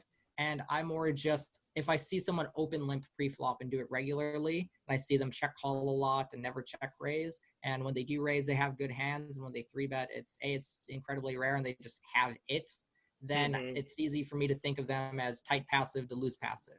And then if I see them, raise every hand that they play, but they're not playing very often, then they're probably tight aggressive. And most people's pre-flop styles match their post-flop styles. So it's really like the passive people are the easiest to keep track of. And those are the ones that are most important to keep track of as well. Whether someone's exactly tight aggressive or middling aggressive tends to be less important. You can more just figure it out based off the exact scenario that you're in. But whether or not someone's passive and how they're passive is incredibly, incredibly important in terms of being profitable, just because loose passive and tight passive opponents are the most profitable opponents for us to play versus to a very significant degree. So I'm more thinking in those terms. So if I see someone limp pretty regularly, then I'm just going, oh, this person's tight or loose passive. And then I just keep that, I essentially visually imprint it. I might forget their name. I might forget what hand I saw them play or whatever, unless it was something really absurd. But I'll just remember that I think they're loose passive or tight passive or whatever. And for the most part, I just have a really good memory in terms of remembering how I think about someone. I actually have a pretty bad memory for hands. It's pretty rare that I remember really, really big, important hands, unless it was something truly significant. But I'll remember that I think someone is really, really loose aggressive in a certain specific way. I think this player over check raises flops or over check raises turn or triple barrels a lot. Or I'll remember a tell that they have. I'll remember the overall stylistic imprint and what maybe tells and stuff, but I won't remember an exact hand. Because usually the exact hands don't really matter if you remember, it doesn't matter if you remember the exact sizing or the exact board toucher or whatever. All that matters is what you learned from that hand. And my memory working really well like that really helps a lot with playing live poker. Also, when I'm playing against someone, usually if I see someone raise or make any type of decision, I immediately I immediately visualize what I think their range looks like. I'll put it above their head visually. It'll be like, oh, you're tight aggressive, so your opening range here is 8% of hands. And I'll just know what that looks like, and then I'll just keep that in mind throughout the rest of the hand.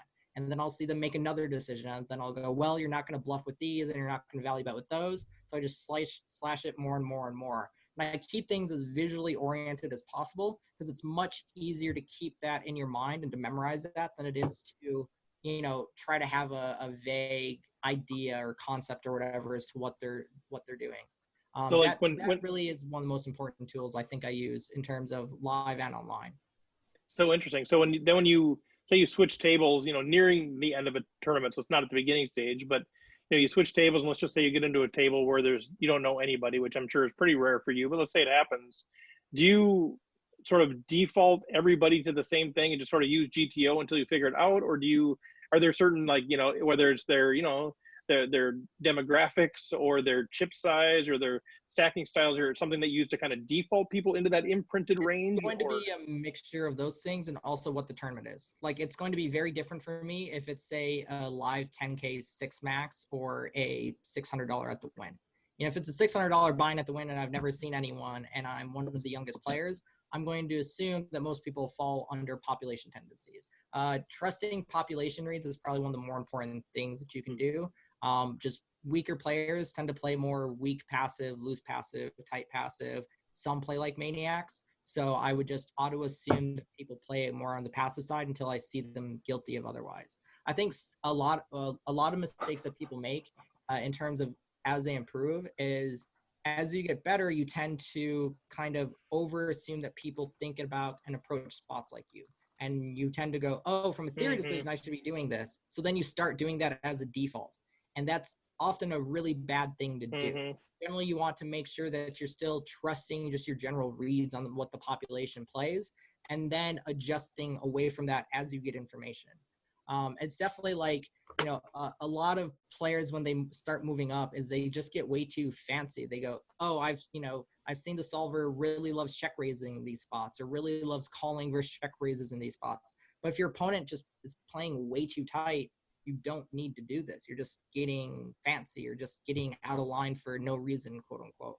But when you start from a point of, oh, these players are probably playing too tight in these spots, obviously you're going to make mistakes against some of them, you know, because there will be a couple that'll play decently aggressive. There'll be a couple that are complete maniacs, or there'll be a couple that are just really tight aggressive that are capable of running bluffs in good spots. And yeah, you're going to make mistakes, but if let's say versus 5 of the 8 new players that I'm up against, if I'm making, you know, good decisions against them, and then against the other 3, I'll just see what they're doing, pay attention to every hand that they're in, and then I'll get more information and adjust based off of that. You know, with live, you just have access to so much. I would say live, you have access to way more information than online. It doesn't matter how complex or how in-depth of a HUD you have or how perfectly set up it is. There's nothing that beats just looking at someone and being able to see how comfortable they are, or, you know, and honestly, obviously the easiest ways to figure out, you know, whether or not someone plays somewhat professionally is, well, the average age of a professional is going to be about my age. So someone is, you know, between like 25 and 35, and I see them make some good decisions, I can just auto assume that they're middling to loose aggressive. If someone is older, you know, when I get more information on them, I can adjust them away or assume that they are better or someone. While obviously that isn't a perfect way to do it, it's one like the easiest things to fall back on. In terms of like playing online, there really aren't easy go-tos outside of, because I play so much, I just recognize all the pro accounts. So there aren't that many accounts that I don't know that do play well. So it's far easier for me online in that sense. But I would say as a general rule of thumb online, you can just, based off the stakes you're playing and the site you're playing, you can make general population reads. So sites like Ignition and Global and Bet Online, the player pools are just very weak passive, with some being very loose passive and some being crazy aggressive. So unless you know someone's a pro, you can just assume that. So like Ignition has anonymous tables where you get a number based off of when you register in the tournament. So that's my approach in that, is I assume everyone in the field is a fun player until proven guilty of otherwise. And that makes my decisions against them very, very, very easy. Like, you don't need to know how someone plays to have a general idea as to how they likely play. And, you know, making decisions in poker and in the rest of life is more about, you know, certainty of information. And sometimes, yeah, you aren't very certain about the information you have, but you do have a little bit and you can rely on that. It's more just a matter of, when you're looking at this information, having an open mind and adjusting your opinion. You know, like I might see someone sit down and go, oh, they're older, I've never seen them in my life, they probably are a weak player. And then I see them make really good decisions and play consistently well. And I can tell there's someone that's working on their game and studying and improving and doing that kind of stuff. And they've put their retirement or whatever to that use, and they're now a very skilled player. And then I just go, oh, this person's playing really well. Okay, I need to treat them as such. And if you're not willing, or especially like the last 5 years, how other pros have played has shifted to an absurd degree. So there used to be people that I thought were tight aggressive or tight passive that I thought were like weaker pros or more low stakes players, or, you know, had this really weird style. And then they've been studying solvers and getting coaching, and all of a sudden they play more like a solver and they play incredibly aggressive and play very, very, very well in that fashion. And I just need to immediately adjust to that. And if you lock on your misconceptions on how you view someone, it's just going to hurt you. That's definitely a really important, you know, lesson that I've learned from poker, and one that I think is just incredibly important and useful in the rest of life, which is one of the other reasons why I love the game so much, is that it teaches you a lot of very relevant things for use in the rest of your life. You talked about wanting to looking at people and seeing how comfortable they are. How comfortable do you think Rick Razy Daisy Day is right now. You see him on the screen? Yeah, bottom right. Yeah. I see him. Rick's chill. He's chill. Look at his shirt. Chill. Oh. How you doing, Rick? Good to see you. Well, anybody else have any questions for Ryan or comments or for each other, man? I don't want to take your guys' fun, relaxing, grind time with your buddies. Yeah, I can't see the table, so I don't know what's going on in the home game. Steve, if you go into the lobby and click on a player that's still in it, you'll get to the table. It's not there anymore. That tournament's not there anymore, though. The lobby is not there? You closed the lobby and everything. Yeah, I can't get in there. Okay. That's all right. So now I just have to wonder what's going on. Who's got stacks, man? Who's got chips? Well, it looks like check. Monkey System. Keith. Oh, Keith. Yeah, he took a bunch of my chips early. You probably deserved it. Oh, and then Mike Babker is right there. Yeah, I gave him all my chips. Nice. Yeah, nice hands too, back to back. And Binkley's been really running pretty well when he gets it all in. Let me tell you. Yeah, I came back from a 5 big blind stack. And yeah, no kidding. I I saw a couple of those all-ins where you just smash the flop. It's like, whoa. Steve, if you go to the tournament or the scheduled tab of your home game club, that should bring up the lobby for that tournament. Oh, if I go actually into the club? Yeah. Oh, there it is. Thank you, Somsky. Yeah, not in the main part, but I got to go into the actual club manager club thing. Oh, thank you, Somsky. You're welcome. Oh, yeah, there's only 5 of you left. Heck. Man alive, I'm missing all the goods. I don't see a Bluff Sterini, so that's why Jim's no longer on. No, actually, my laptop crashed. I'm running it on the other laptop here, and I had to go sprint and get a freaking patch cable and something else. Oh, are you able to get it recorded? The knockout hand. I think I got it. Yeah, I got it. Okay. But yeah, I was running like God on both tables. That one now I'm launched only me up running to like the top. God on one table. Gorov is in there, of course. John Lutzi's in there, some of the stalwarts. Oh, there's John. Hey, John. So Gorov's not on here, though, is he, tonight? No, so 4 of the 5 are hanging out here. We're on a roll. Well, I guess this one I was going to say on Tuesdays, the last few winners, I think 2 out of 3 of the Tuesday night winners have been in the OPA.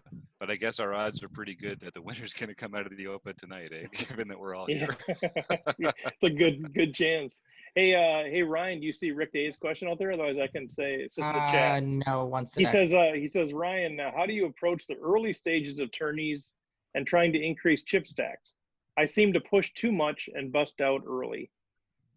So one of the things about early stages of tournaments is that people really aren't scared to bust. So people really hate folding. Early to mid stages of tournaments, it's pretty rare that I really try to run bluffs or anything like that. But I do play a lot of hands. Like my goal in pretty much any stage of a tournament really is to play as many hands as I possibly can with applying small aggression.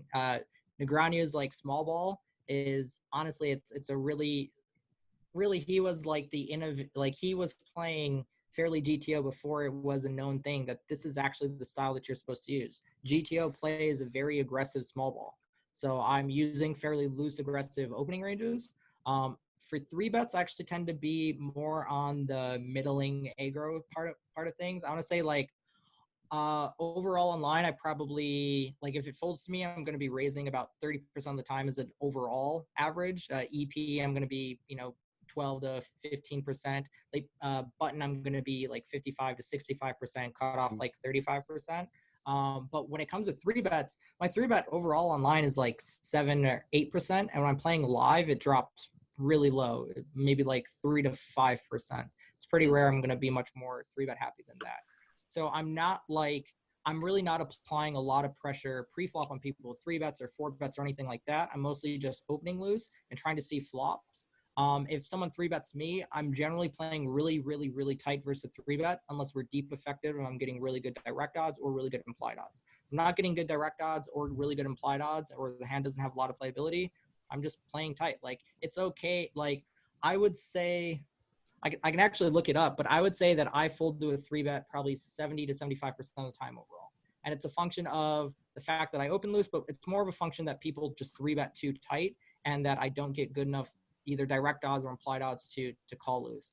And then for post flop, outside of like running a really high c-bet percentage heads up and kind of high, three-ways, I don't really apply a lot of pressure because most people, when you c-bet, they tend to under check raise. So the range at which they get to the turn tends to be too strong. And in the early stages of the tournament, they also hate to fold. Like if you can re-enter the tournament and you don't really care that much about busting, you're not going to be worried about folding. And even if you're not going to re-enter, it's the early stages, so you're just not really going to care. Like most people, you don't have a lot of time invested into the tournament, so you're going to be more willing to like stack off and bluff catch and so on and so forth. And our opponents, play in that type of fashion. So because of that, I might be willing to run a good double barrel on like, say, I c-bet, they call, and it turns like one of the best cards in the deck for me. Yeah, I'm probably going to be willing to barrel on that. But unless I'm getting like really good cards to continue on, or my hand just has a lot of equity, either for value or big combo draw or anything like that, I generally play pretty passively and shut down a lot. And really it just comes down to the fact that when you open, people under 3-bet you, and then they call your opens too tight as well, and then they defend the blinds too tight. And then on flop, one of the most important things is they under check raise. And the reason why under check raising is so powerful is because let's say we have a hand that is fairly weak, maybe against their range that calls, it only has 20% equity, but they're supposed to be check raising us like 25% of the time, and they're check raising us 5%. Well, then that hand way over realizes equity.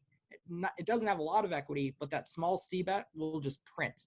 And that's where we're making most of our money. We're making most of our money by opening loose and by c-betting loose. And against good players, those are the people that we double barrel. And versus very good players, those are the people that we tend to double barrel and triple barrel more often because they're capable of folding. They're capable of understanding situations in which we under bluff, or situations in which they're just at a very significant range advantage. Unless they have a good combo that blocks strong value hands, they should be calling. Those are the type of people you want to run those bluffs. So I would assume that you're probably just trying to force things on turns and rivers too much, and that you might be trying to force things with like too much 3-bets. If you just like shut down more often on turns and rivers, and then also bluff catch a little bit less versus people that under bluff, you're going to just really, really improve your overall game and approach. I would say that those things are really some of the most important things, and that honestly, playing really profitable poker, especially in the early to mid stages, is more about just playing fundamentally strong and straightforward and not trying to like bully your opponents or anything like that, and let your opponents make the mistakes. Let them try to bluff you too often. Let them, have too strong of ranges in spots, and then you get to overfold or so on and so forth. You don't want to like really try to force aggression. That being said, opening loose and c-betting loose, very, very, very important. Beyond that, if you just played super, super, super tight beyond that, it would be completely and totally fine to do it. And you'd probably have one of the most profitable iterations of your game to run so far. John, did you have something there? Maybe not. Yeah, I thought maybe you did. No. Okay. Steve, what I was going to say to Ryan's thought there, those were exactly the things I was thinking all the way through. Everything. But hey, on ace queen, I get ace queen. Rick, you are awesome. Word for word. Grab this. I get ace queen pre flop or whatever, and I raise a 3x, and I get crap that rolls out 9, 4, 10, and somebody bets big. At what point do you give it up? I mean, right there. The moment right someone there. bets big and I've got trash, I'm just folding. Yeah. Okay. All right. It's okay to just let those hands go. Is some of that bet sizing too, Ryan? Huh? Is some of that bet sizing too? And if you're opening a lot and you're continuation betting a lot, I mean, is there a bet sizing element to that too, where you're betting smaller to allow yourself to do more frequent aggression? Well, that, but also you're betting small not because to allow yourself to do more aggression, although it helps. You're betting small just because there aren't that many situations in which you need to upsize. The only situations in which you should be c-betting like 50% pot or more are situations in which the board texture is very wet and dynamic and it hits your opponent's range. That's it. And if by dynamic, I mean the best hand possible can change on the turn. So one of the most dynamic board textures possible would be a board like 9, 10 of diamonds, 2 of hearts, because the best hand possible is going to change on 6, 7, 8, 9, 10, jack, queen, king, technically ace, and it's also going to change on board pair deuce and then the flush card coming in. So when the best hand possible can change on like 35 cards, it's going to be a very dynamic board. And then wet is just, are there a lot of draws possible or strong hands possible? So like one of the wettest board textures would be like jack 10, 9, all of one suit, because someone could have flopped 3 different combos of straight flush. So that's a very, very wet texture. On very wet and dynamic boards, I'm just going to generally use larger sizings unless I'm exploiting a weak player. Then I might downsize with my bluffs and upsize with my stronger value hands. And if you use like that type of thought process and approach, thinking in terms of flop of how wet it is, how dynamic it is, and then whether or not it hits your opponent's range, you know, a board texture like 4 or 5 sits hits the big blind's defense range. A board texture like 8, 9, 10 or middling high broadways is going to hit a mid to late position call or a small blind calling range, because they're going to call a lot more of those mid to high broadways. So if you're thinking more in terms of, does this board texture hit my opponent's range? And then is this board wet or dynamic? You're going to make better decisions in terms of sizings. I would say the most common size I use for c-bet is probably 25% pot. And then the second most common size I use is probably 75% pot.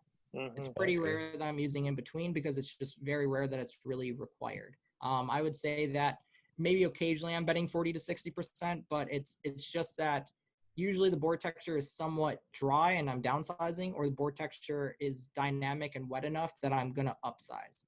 Now, from a theory standpoint, there are actually plenty of situations where upsizes that aren't really wet or dynamic, and it's based off of how ranges interact with each other and what they're going to continue with and how deep effective you are and those types of factors. One of my favorite scenarios is we open an early position, big blind defends, flop is ace, king, low card rainbow, so ace, king, 5 rainbow. Solvers often choose c-bet sizes of like 2x pot. The reason there's like a really convoluted reason as to why we're really deep effective, but it mostly just deals with what ranges get to the turn and river and trying to play for stacks. That's mostly what it's about. But for most situations and for most opponents, we're more just thinking about, is my opponent likely to continue? And when the answer is no, you can just bet small. And the thing is, with these small bets, you know, when you're betting a quarter pot, you're giving yourself 4 to 1 on a decision. So it only needs to go through 20% of the time. And how many situations are your opponents continuing 80% of the time? It's just not a thing. So you can just do those small bets and they just make a lot of money.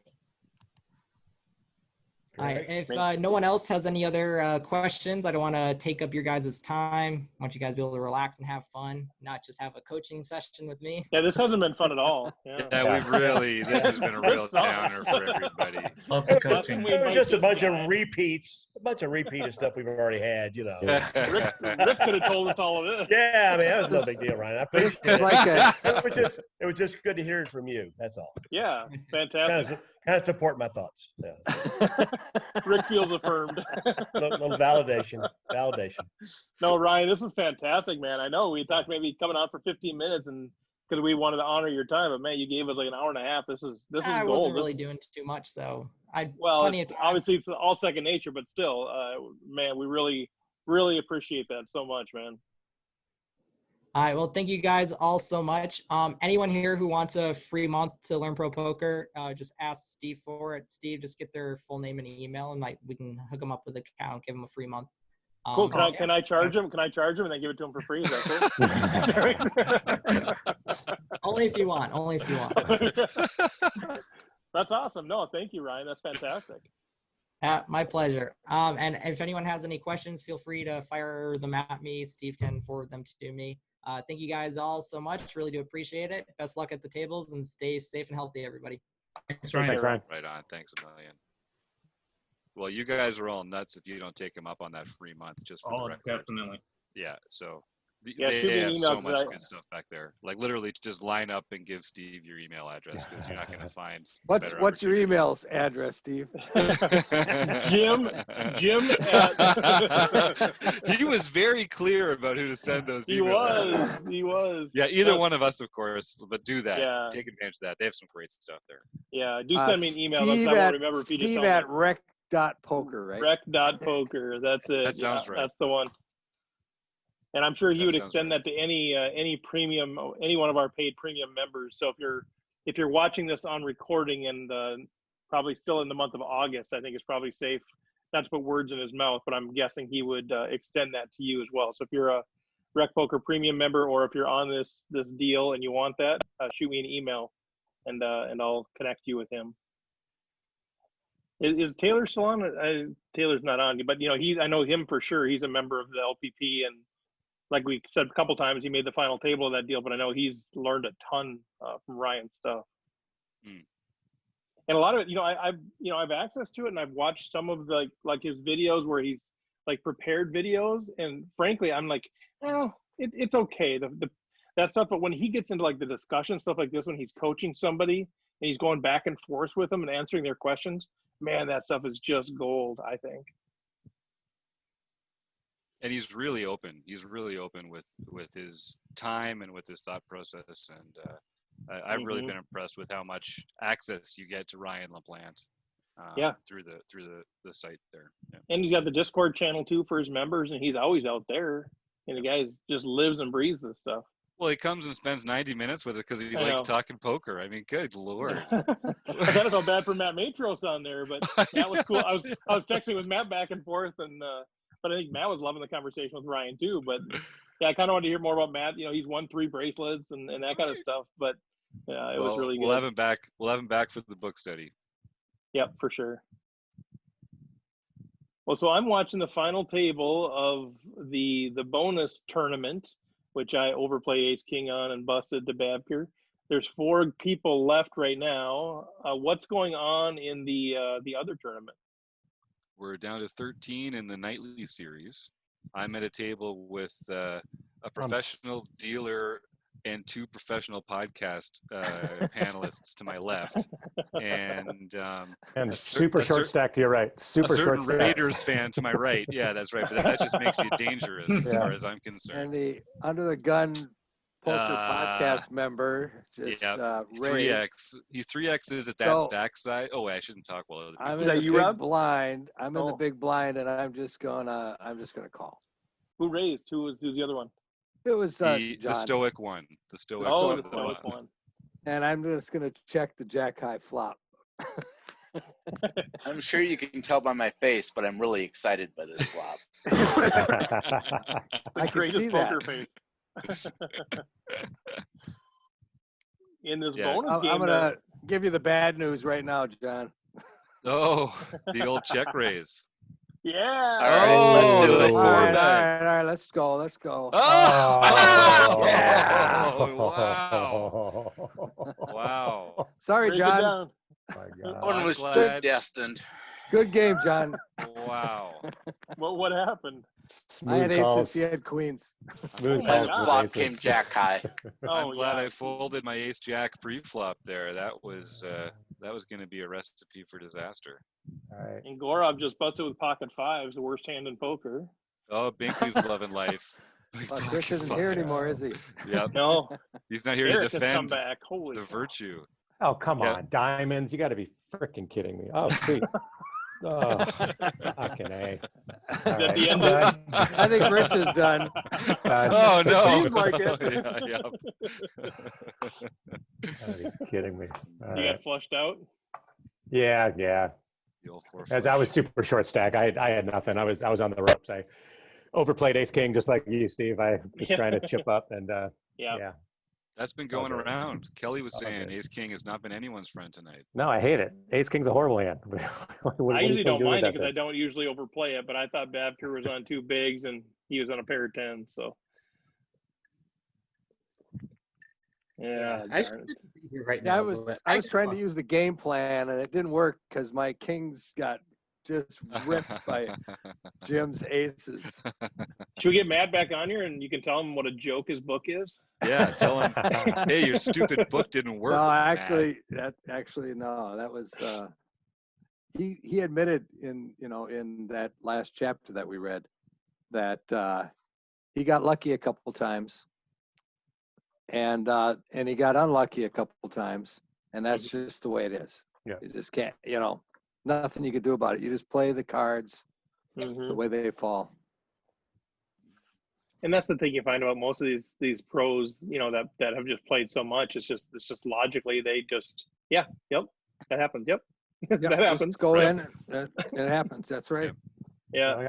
I was saying last night, I'm fairly new to the tournament side. I played mostly cash, and so I'm getting into the tournaments now because of Rec Poker and the nightly tournament. So I'm reading the game plan, and I've gotten deep in a couple online tourneys lately, and in every single one, I've gotten lucky. Like there's just been hands where I just got lucky, and I'm like, okay, well, I just have to use that now, and then I've gotten unlucky, I mean, so it's weird. It just seems to.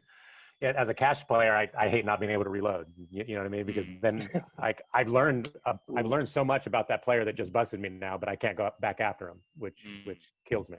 Yeah, for sure. Tough spot there, Michael. Yeah, no, Rich, that's the thing. Like I think I've had maybe one, maybe two tournament wins where I feel like I didn't get extraordinarily lucky at some point. Now you're still lucky because your stuff held up, your 50-50 stuff you win, you're still getting plenty lucky, but. Yeah. I think every other win, I think there's always been that one or two spots where you're like, oh, baby, my threes against aces or whatever it is, ace nine against ace jack or something like that. So I think that's just part of the game. That's why it's just so hard to win tournaments. Yeah. Well, I was going to say, I've never even come close. Like I have to get lucky a few times in every tournament I win. So now I'm starting to wonder if I'm the only one. I don't think I've ever won a tournament. No. Anybody that's won a tournament has gotten lucky. In other words, they've been behind and caught up and made chips. Made something, Online or cash. I don't think I've ever. Exactly. Yeah. Online or live, it doesn't matter. Yep. I have won a sit and go without getting lucky. Well, I mean, without being behind, I should say. Right. Yes. Because you're still lucky if you hold. Yeah, of course. Right. There was one, I ahead. remember this was back in like 2003. It was a 9-person sit and go, and everyone was in first hand. I had aces, and they held. Wow. Should have known there was a story for it. Here we go. Yeah. Oh, yeah. So was it actually a one-hand sit and go? That was it? It was all over? Yeah. It wasn't do, supposed to be, but how did they do second and third place if everyone else busted? Oh, good question. I They guess probably they had to have chopped it all up with all the. No, I didn't even care. You got first place. Who cares? That's so amazing. I don't know. That would have been nice if that was one of those new double or nothings where you also get chips, or you also get money for all the extra chips that you take up. That would be a pretty good bounties. Yeah. I'm going to have to try that move, John. I'm going to have to sit down at a sit and go and get aces and just wipe everybody out. Just take them all out. Yeah. It takes a lot of skill to do that, let me tell you. A lot of orchestration. We got a big one brewing here. Each got a third of the chips and a third are in the middle. Ooh. Basic, roughly. Keith and Eric. And just so you guys know, there's no pin for this, but there is a seat in the Tournament of Champions if you're not already eligible. So in the do we call it the August Tournament of Champions that happens in September, or do we call it the September September August Tournament of Champions happens. I don't know. I've been calling it the August Tournament of Champions because it's for the August winners. Yeah, even though it takes place in the next month. Yep. So you're playing for a TOC seat if you don't have one already. I guess a podcast shout out. Are you going to go ahead. Logistical question, just to make sure I add them to the list of people for the Tournament of Champions? Are you going to put this in the winners sheet, or?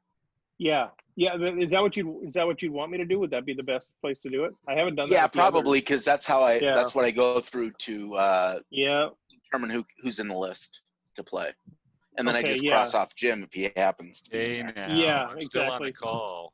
Spell it wrong so he doesn't look up his information. Bluffster Riley? Bluffster who? I will make a note of that. All right. Well, I'm going to say good night to everyone. Have a good night. John, thanks for running all these tournaments. John, sorry about that. Phenomenal. Oh, no problem, Rob. I would have taken your chips had it been the other way around. I suppose. And snickered about it. Yeah. One of the best dudes ever, seriously, Mr. Somsky. Kelly, are you still there? I don't think we've heard from you yet. I know you're just kind of hanging, laying low, but are you out there? Yeah, I'm here. How'd your tournament go? Just enjoying listening to you guys talk. How did your tournaments go tonight? Not very good, or how'd it go? Well, She was soul reading me. She's taking every chip she could take out of my stack. It wasn't even Good. close. and then 2 hands in a row, 10, 10, and 10, 10 took me out. My guy's chasing a flush. You know, I should stop chasing maybe. Yeah. Well, Kelly's got me all figured out. In both cases, she rivered a straight and checked it and managed to call my thin value bet with less than a straight. And it was really, she got max value out of me because I don't think I would have called anything. But was it thin value or was it bluffsterini? No, it was. I thought it was like I bet a tenth of the pot with top 2 pair on a straight. And I was like, man, I'll get called by some other worse hill holdings. Yep. I'll fold to everything else. But Kelly just knew exactly what to do and make the call and get the chips. Sorry about that. And then I went out right after that, so. It was on the next one too. Oh god, that was too crazy. Well, keep rivering straights. That's I love that. I need to do something right there. I need more of that in my life. I missed it. Right. I need to stop chasing. Yeah, famous last words, and I need to stop hero calling. There's a lot of things we all should stop doing. Right. Well, we're all trying to get better. We're all learning together. So, Mark, is that so you got the U.S. map behind you there? Were you like drawing your travels north from? Yeah, they recently moved 7 states away, so I keep it there to remind myself where I'm at. No, the real story is I'm sitting in my wife's area, and she's getting ready for teaching online. So this is her classroom getting set up. Okay, nice of her to borrow that too. If we move there, you can see there's a Gatsby poster up there. What is it? I don't see it. Great Gatsby, right up there. Oh, right. Okay. Yeah. Nice. So, yeah, she's getting ready for teaching online, so we'll see how that goes. What does she teach, if you don't? This year, 11th grade English. Oh, so. Wow, that's impressive. Yep. So she teaches with a school that's online even before 2020. So oh, really? They're already set up for this thing. It's not like a public school scrambling to figure things out. So yeah. My wife teaches 2nd grade, and they're still kind of figuring out. You know, they kind of ended last year and did a little bit of stuff that they could, and now it's going to be this hybrid thing. She's got like 27 kids in her class. It'll be like half of them in class on Mondays, the other half on Tuesdays, Wednesdays, Thursdays, and Fridays off. Friday's fully virtual, but they're supposed to be like doing something to engage the kids virtually. It's just sort of this nightmare trying to figure it out, the logistics of it, and then lunchtime for the kids that are there. What do they do? Recess. It's kind of right, and it could all change at the drop of a hat. Something happens, and we're doing no hybrid. It's full remote, and I don't envy folks in that position. So she can at least she knows that she's online regardless. So that's nice for her. Yeah. These guys are battling, man. Keith and Eric. Beast modes. We should make you guys talk to each other the whole time.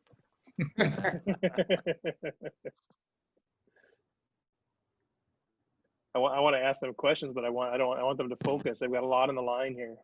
You can talk to me. It's fun that they can use some facial tells. I've had real troubles trying to keep myself stoic when I get a big hand or something in here. Rob's looking at me. Rob's peeping. Is there a delay from the play and what we're seeing on the Zoom? I don't think so. No, it should be a couple seconds, maybe. Right on. Yeah. No. Who is Monkey System? I'm trying to learn everyone's names. That's Keith Brandt. With the cabinet behind him. Gotcha. Okay. He's out in Wisconsin. There he is. There he is. He waved. Yeah. Who else don't you know? Even stacks. Is there anybody else that you don't know? No, I got Com Binkley. I'm just trying to write everyone's name in the notes so I saw that you did that, Steve, putting people's names in the notes. I thought that was really smart, so I'm trying to get everyone's names in. Yeah, since I don't take notes on how people play. People are like, what notes do you have on me? I'm like, let me show you. It says Eric G. You know, it says Keith B. There's my We note can on exploit you. that. That's Yeah, that's the Right. kind of privileged insider information. Right. You're like, oh, Hey, you're so good at Steve. remembering names. Hey, Steve, are you excited about getting back onto the Twitch thing tomorrow night? You gonna last a little am. longer? Okay. Needle. Don't embarrass us like this, all right? If you're gonna be out there, make sure That you was keep so it up. embarrassing. I know, that was so embarrassing. I was like, oh, brutal. But then How I long mean, is I'd be the, embarrassed. how long if is I the just delay told. on the Twitch? I think I set it to 3 or 5 minutes, one of the Okay. two. I set it for 3, and then I was worried that, you know, if somebody's out there just tanking, they could see my hand by the time they're still in the hand. I'm not sure. So I think I got it 3 or maybe 5 minutes. Okay. Yeah, no, I'm excited. I think we're going to rotate that sucker around too, a little bit. So yeah, they were happy with it. You know, we had 20 some people checking it out, which, you know, isn't great, but to start, when we're starting the thing, they wanted to get at least 3 people. So yeah. And it was 20-something people that were not Rec Poker members then, are you saying? Or you don't know? No, I saw 25 people out there. So I think a good chunk of them were our folks. I know they've got a bunch of, they got like 2,600 subscribers. So they've got a good audience, but I don't think they've really done anything with the Twitch channel yet. So I think they just want to start adding some regular programming. So I think most of it was our folks. Yeah. You and Daisy. And that was the origin story for our cash game now. That was such a hit. That was such a hit. We're doing that all the time now too. So Luckily, we had thought forward. I said, I don't know if it was Jim or whoever said it, but like, what if they want 2 hours? What if I bust early? What if I can't last 2 hours? Let's set up a cash game, and within a half hour, I'm playing the cash game. All you had to do was just put those 7 hands in a loop and do it over again. It's fun, but it's sort of, you know, it's intimidating. Part of it is just, you know, I've got a single screen, and I've got like the Twitch thing over here, and I've got the OBS software, and it's running this thing through here, and this thing's running through here, and like just technically, it's a little bit of production, at least for me. I'm not used to it all yet, so it's sort of distracting there. But that's not an excuse at all. But then, you know, you're kind of talk through your hand, and then it's like, well, this is boring. Should I be talking about something else? So it's a little bit intimidating, I think, to do it. But it's fun too. It actually should make me think more about my hands. You know, sometimes in this home game like tonight, it's like, you know, I want to play well, but you're not necessarily giving 100% of your concentration. Whereas there, I'm like, I feel like I should be thinking things through a little bit more. But do you watch a lot of poker streaming on Twitch at all from other guys? I don't. I'm probably I would say without a doubt, I'm probably the least consuming member of our podcast team. Like I don't. I would love to, but I just don't have the time, or I don't prioritize it. So no, I don't listen to a lot of podcasts. I don't watch a lot of stream. I haven't watched a stream in a long time. One guy that's pretty good that maybe you guys want to look into getting on the podcast is this guy named Poker Guru. His name is Robert Kuhn. You guys know him at all? Anyway, he won a Guru? bracelet on the World Series of Poker online thing. His handle on World Series of Poker site is Bluffsterini. But anyway, yeah. He opened, no, not Bluffsterini. What am I? Bustin' Balls is what it is. I thought you were being funny. Sorry, Bustin' Balls is his name. But he just started up a coaching site as well with a bunch of other pros. Yeah. Oh my God. Poker Guru. Yeah. Nice. You know, Do you Steve, watch on him that note, regularly? it's- What's Go ahead. that? Do you watch him regularly? Yeah, he's good. Okay. Yeah. What's that, Mark? I was going to say that it might be worth just going through the results for everything that's going on with WSOP and just talk to anybody who took one down. Yeah, See- no, I think that's a great idea. Because it might be just as interesting to have, you know, some people that we've never heard of to come on there and talk about how they did it, you know. Yeah, that's a great idea. Some people Yeah, we might just be, you know, like a rec that got lucky. Some people might be pros, you know, probably got a mix of people. Yeah, and hopefully we can find where they've been on before, because, you know, we're trying to prevent the whole. We've had a couple in the past, or I've had a couple in the past where like, hey, this would be great to talk to this person. And you're like, It's just, you know, I'm just feeling like, or you know what I mean? Like they're just not, they're great people, but they're not great interviews, you know? So. Yeah, not to say that you shouldn't vet them, just that it might be right. worthwhile to. That's a good idea for sure. If you want a good one, you should hunt out the Paulo, the degenerate guy who got his bracelet in a parking lot. In the parking lot, yeah. Yeah, Ryan Paulo. Oh yeah, oh yeah, and his YouTube channel is absolutely hilarious. I haven't checked it out. Steve, you could get Jim Reed to go over his book as well. Jim, do you have your book handy? I've got this autographed copy of the photo right there. I see the book in the right corner there. Yeah, it's looking good, isn't it? I Yeah, think that's very really nice. impressive. Very nice. It's really So impressive. fun, Rick. Oh my Yeah. God. One of the most fun things I've had, I think, honestly. Yeah. Yeah. Yeah, so we're starting to reach out. We're starting to fill the schedule with some folks for the interviews. But yeah, I think anybody that's fresh is always great too. Yeah, because what do we got? We got a few folks on the horizon, Jim. Right? It's funny, Steve. You've made an impression in the poker world. We're booked through September. We got basically every Monday through September all lined up, and it's just a question of who are slotting in October. You're in demand, buddy. Yeah, I'm not in demand. They want our platform. No, it's, I think what happens is, go ahead, Rick. Did you get think about getting a hold of Ellie Elezra with Bobby Straczynski? Yeah, we got the ball list. rolling on that. Yep. Oh, good deal. Yeah, that would be fantastic. Yeah. Yeah, I think I think what people are enjoying is they come on, they have a good experience, and they all talk. So I think that's what people are enjoying. They know they're just going to have a good time talking to a few folks, and it's very low key. And I think they're enjoying that piece. And I think even some of them have commented on it. It's just nice to they feel like they're in some way getting back to the roots of just playing poker. I mean, Jason Sue has been in our forums. He's still commenting on our forums, which is super fun because he just loves kind of being part of the community. And so I think there's an element to that it doesn't resonate with everybody, but it does with some folks. Yeah. Yeah, it's pretty fun to do. We're working on Bill Perkins. We're trying to get him on. I think that'd be a nice fish to land for the show. Here we go. Oh, we're back into it. Okay. Only two people really care. Game face. Oh, you don't care, Steve? Oh God, we care. Oh. Oh, I care. Oh, what happened? I thought you had the chip lead.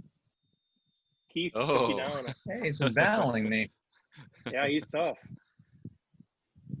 We're down to the final table in the nightly. Just 9 people. Look, Rob. Yeah, Rob's in there. Shorzy, Frogman, Rick. What? Is Shorzy here tonight? He was here earlier. Yeah, I think he split. He was laying on his bed. He's a great Ben Gers. Yeah, great dude. Big supporter. Who else is there? You said okay. Who else is left in the nightly? In the nightly here, I'll just go around the horn. Marbles Jam, Frogman Rick, JB Twin Cities, Gibber 3. There's Shorzy opening up my small blind. I hate this spot. Sorry, guys. Gotta think about poker here for a second. Marbles Jam is tough too. That's Jefferson Kupferberg, a good player. He's the one. He called his shot in the next game one night. He's like, I think this is my favorite game. I'm going to win this thing. It was, I don't know when it was, a few months ago, and he ended up doing it. Oh, he says has a decision. What's it going to be? Just you gonna call again?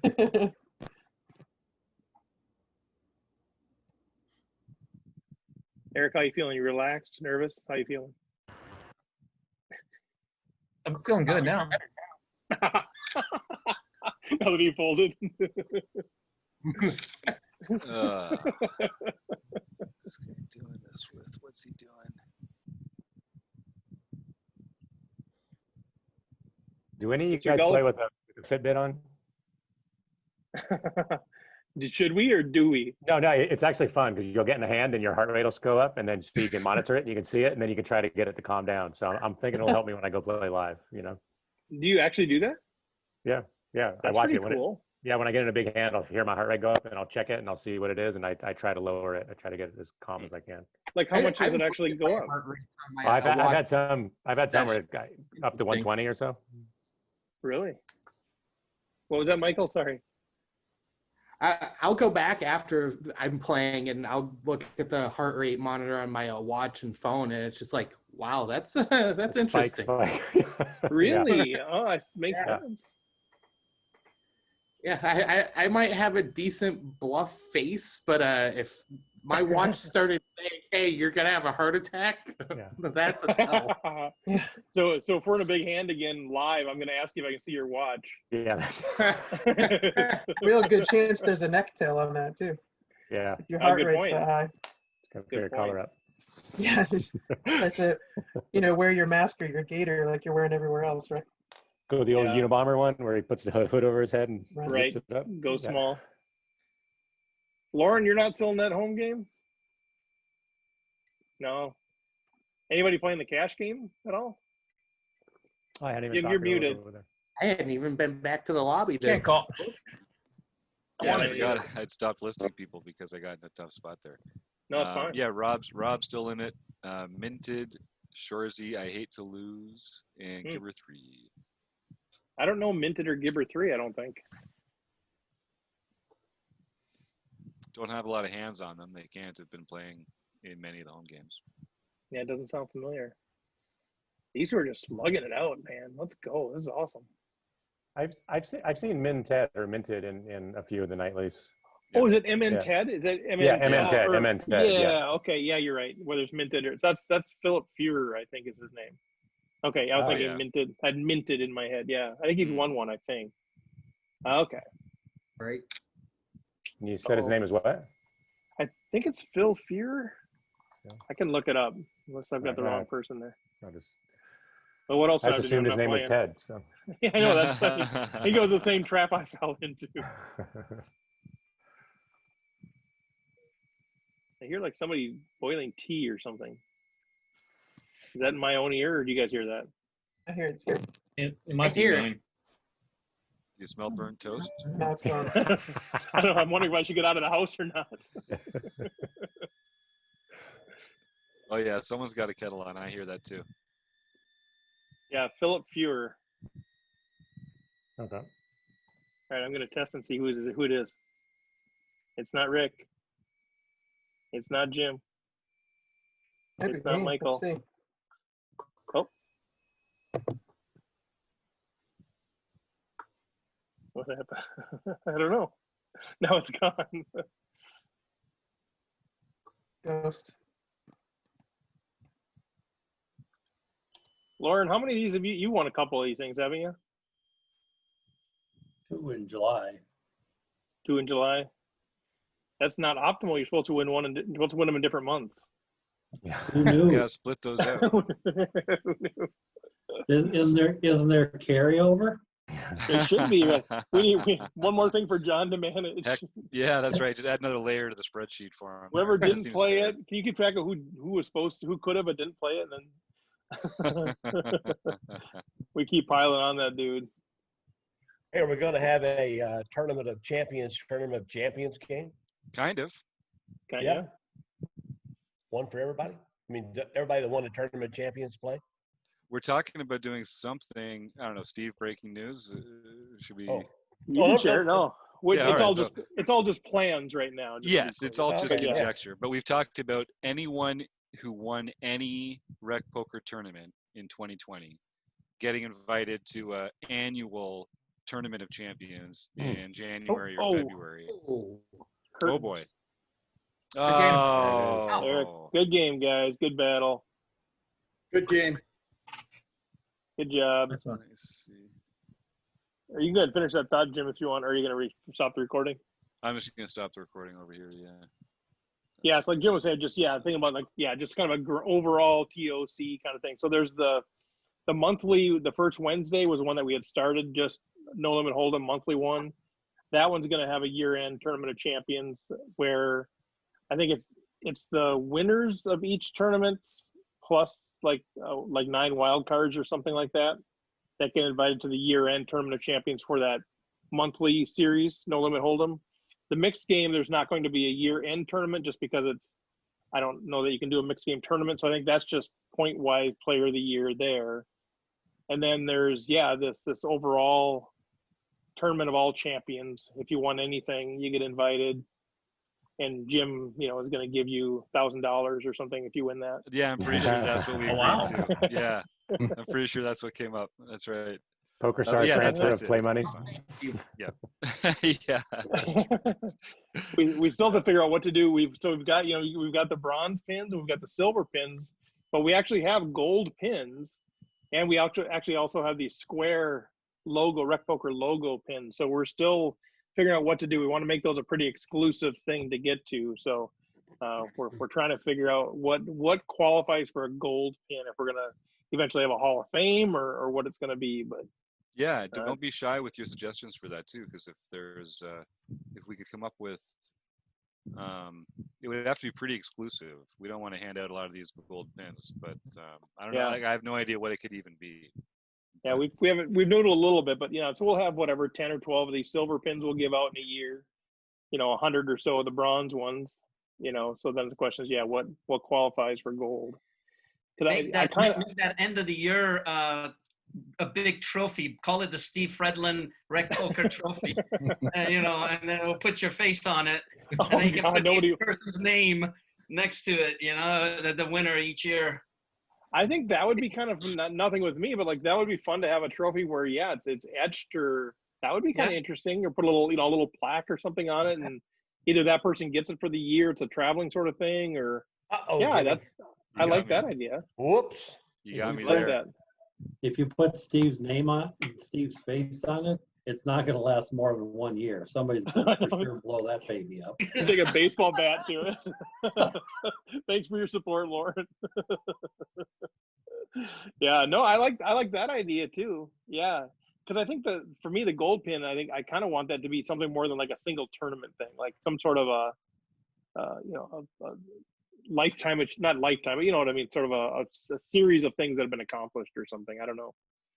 Who knows? That makes a lot of sense, because anybody can win one tournament.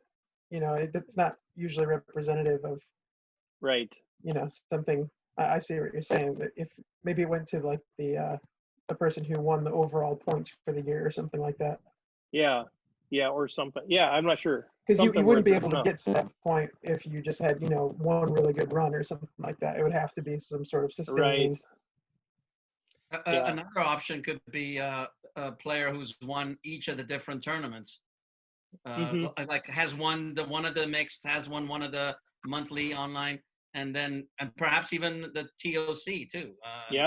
We talk about being really exclusive. Yeah. Oh, that's not cool. bad. Yeah. Somehow we kind of want the old, collect them all kind of thing. Like, that would be like the ultimate exclusive club, right? If you have one of each pin. Yeah. But we got time. I don't think we're gonna give it out anytime real soon. So we'll keep noodling, but keep the ideas coming. I love it. We're basically not giving any gold pins out in 2020. I think it would be hard. Someone would have to really blow us away to get a gold pin in 2020. But so we've got some time to figure it out. If Doug Drabek finishes with like 25 wins, then we might have to think about it. Magra 44. 50 sounds like a more impressive number. There you go, the golden number. Yeah. There you go. Yeah. If you could 52. If you could average one a week through the year, that would be impressive. It's been fun, guys. I'm gonna take off. Yeah, we'll wrap it up here, guys. Thanks everybody. Tomorrow. All right, that was a lot of fun. Thanks for putting us on, Steve. For sure, super fun, guys. Congrats, Eric. Hope to see as many of you guys tomorrow night. And good luck, Steve. You know you're gonna represent us well. I'm gonna try, baby. Yeah. No pressure, but we hope you don't suck again. Pressure. Yeah. I just hope I'm on your table so I can get some recognition too. Right. Yeah, that's right. Get a handle out there. If you're ready to give up your chips, let me know. I know. Well, you pretty much always know, Michael. When I shove into your overpair, that's the time. All right, good night, guys. Have a good night.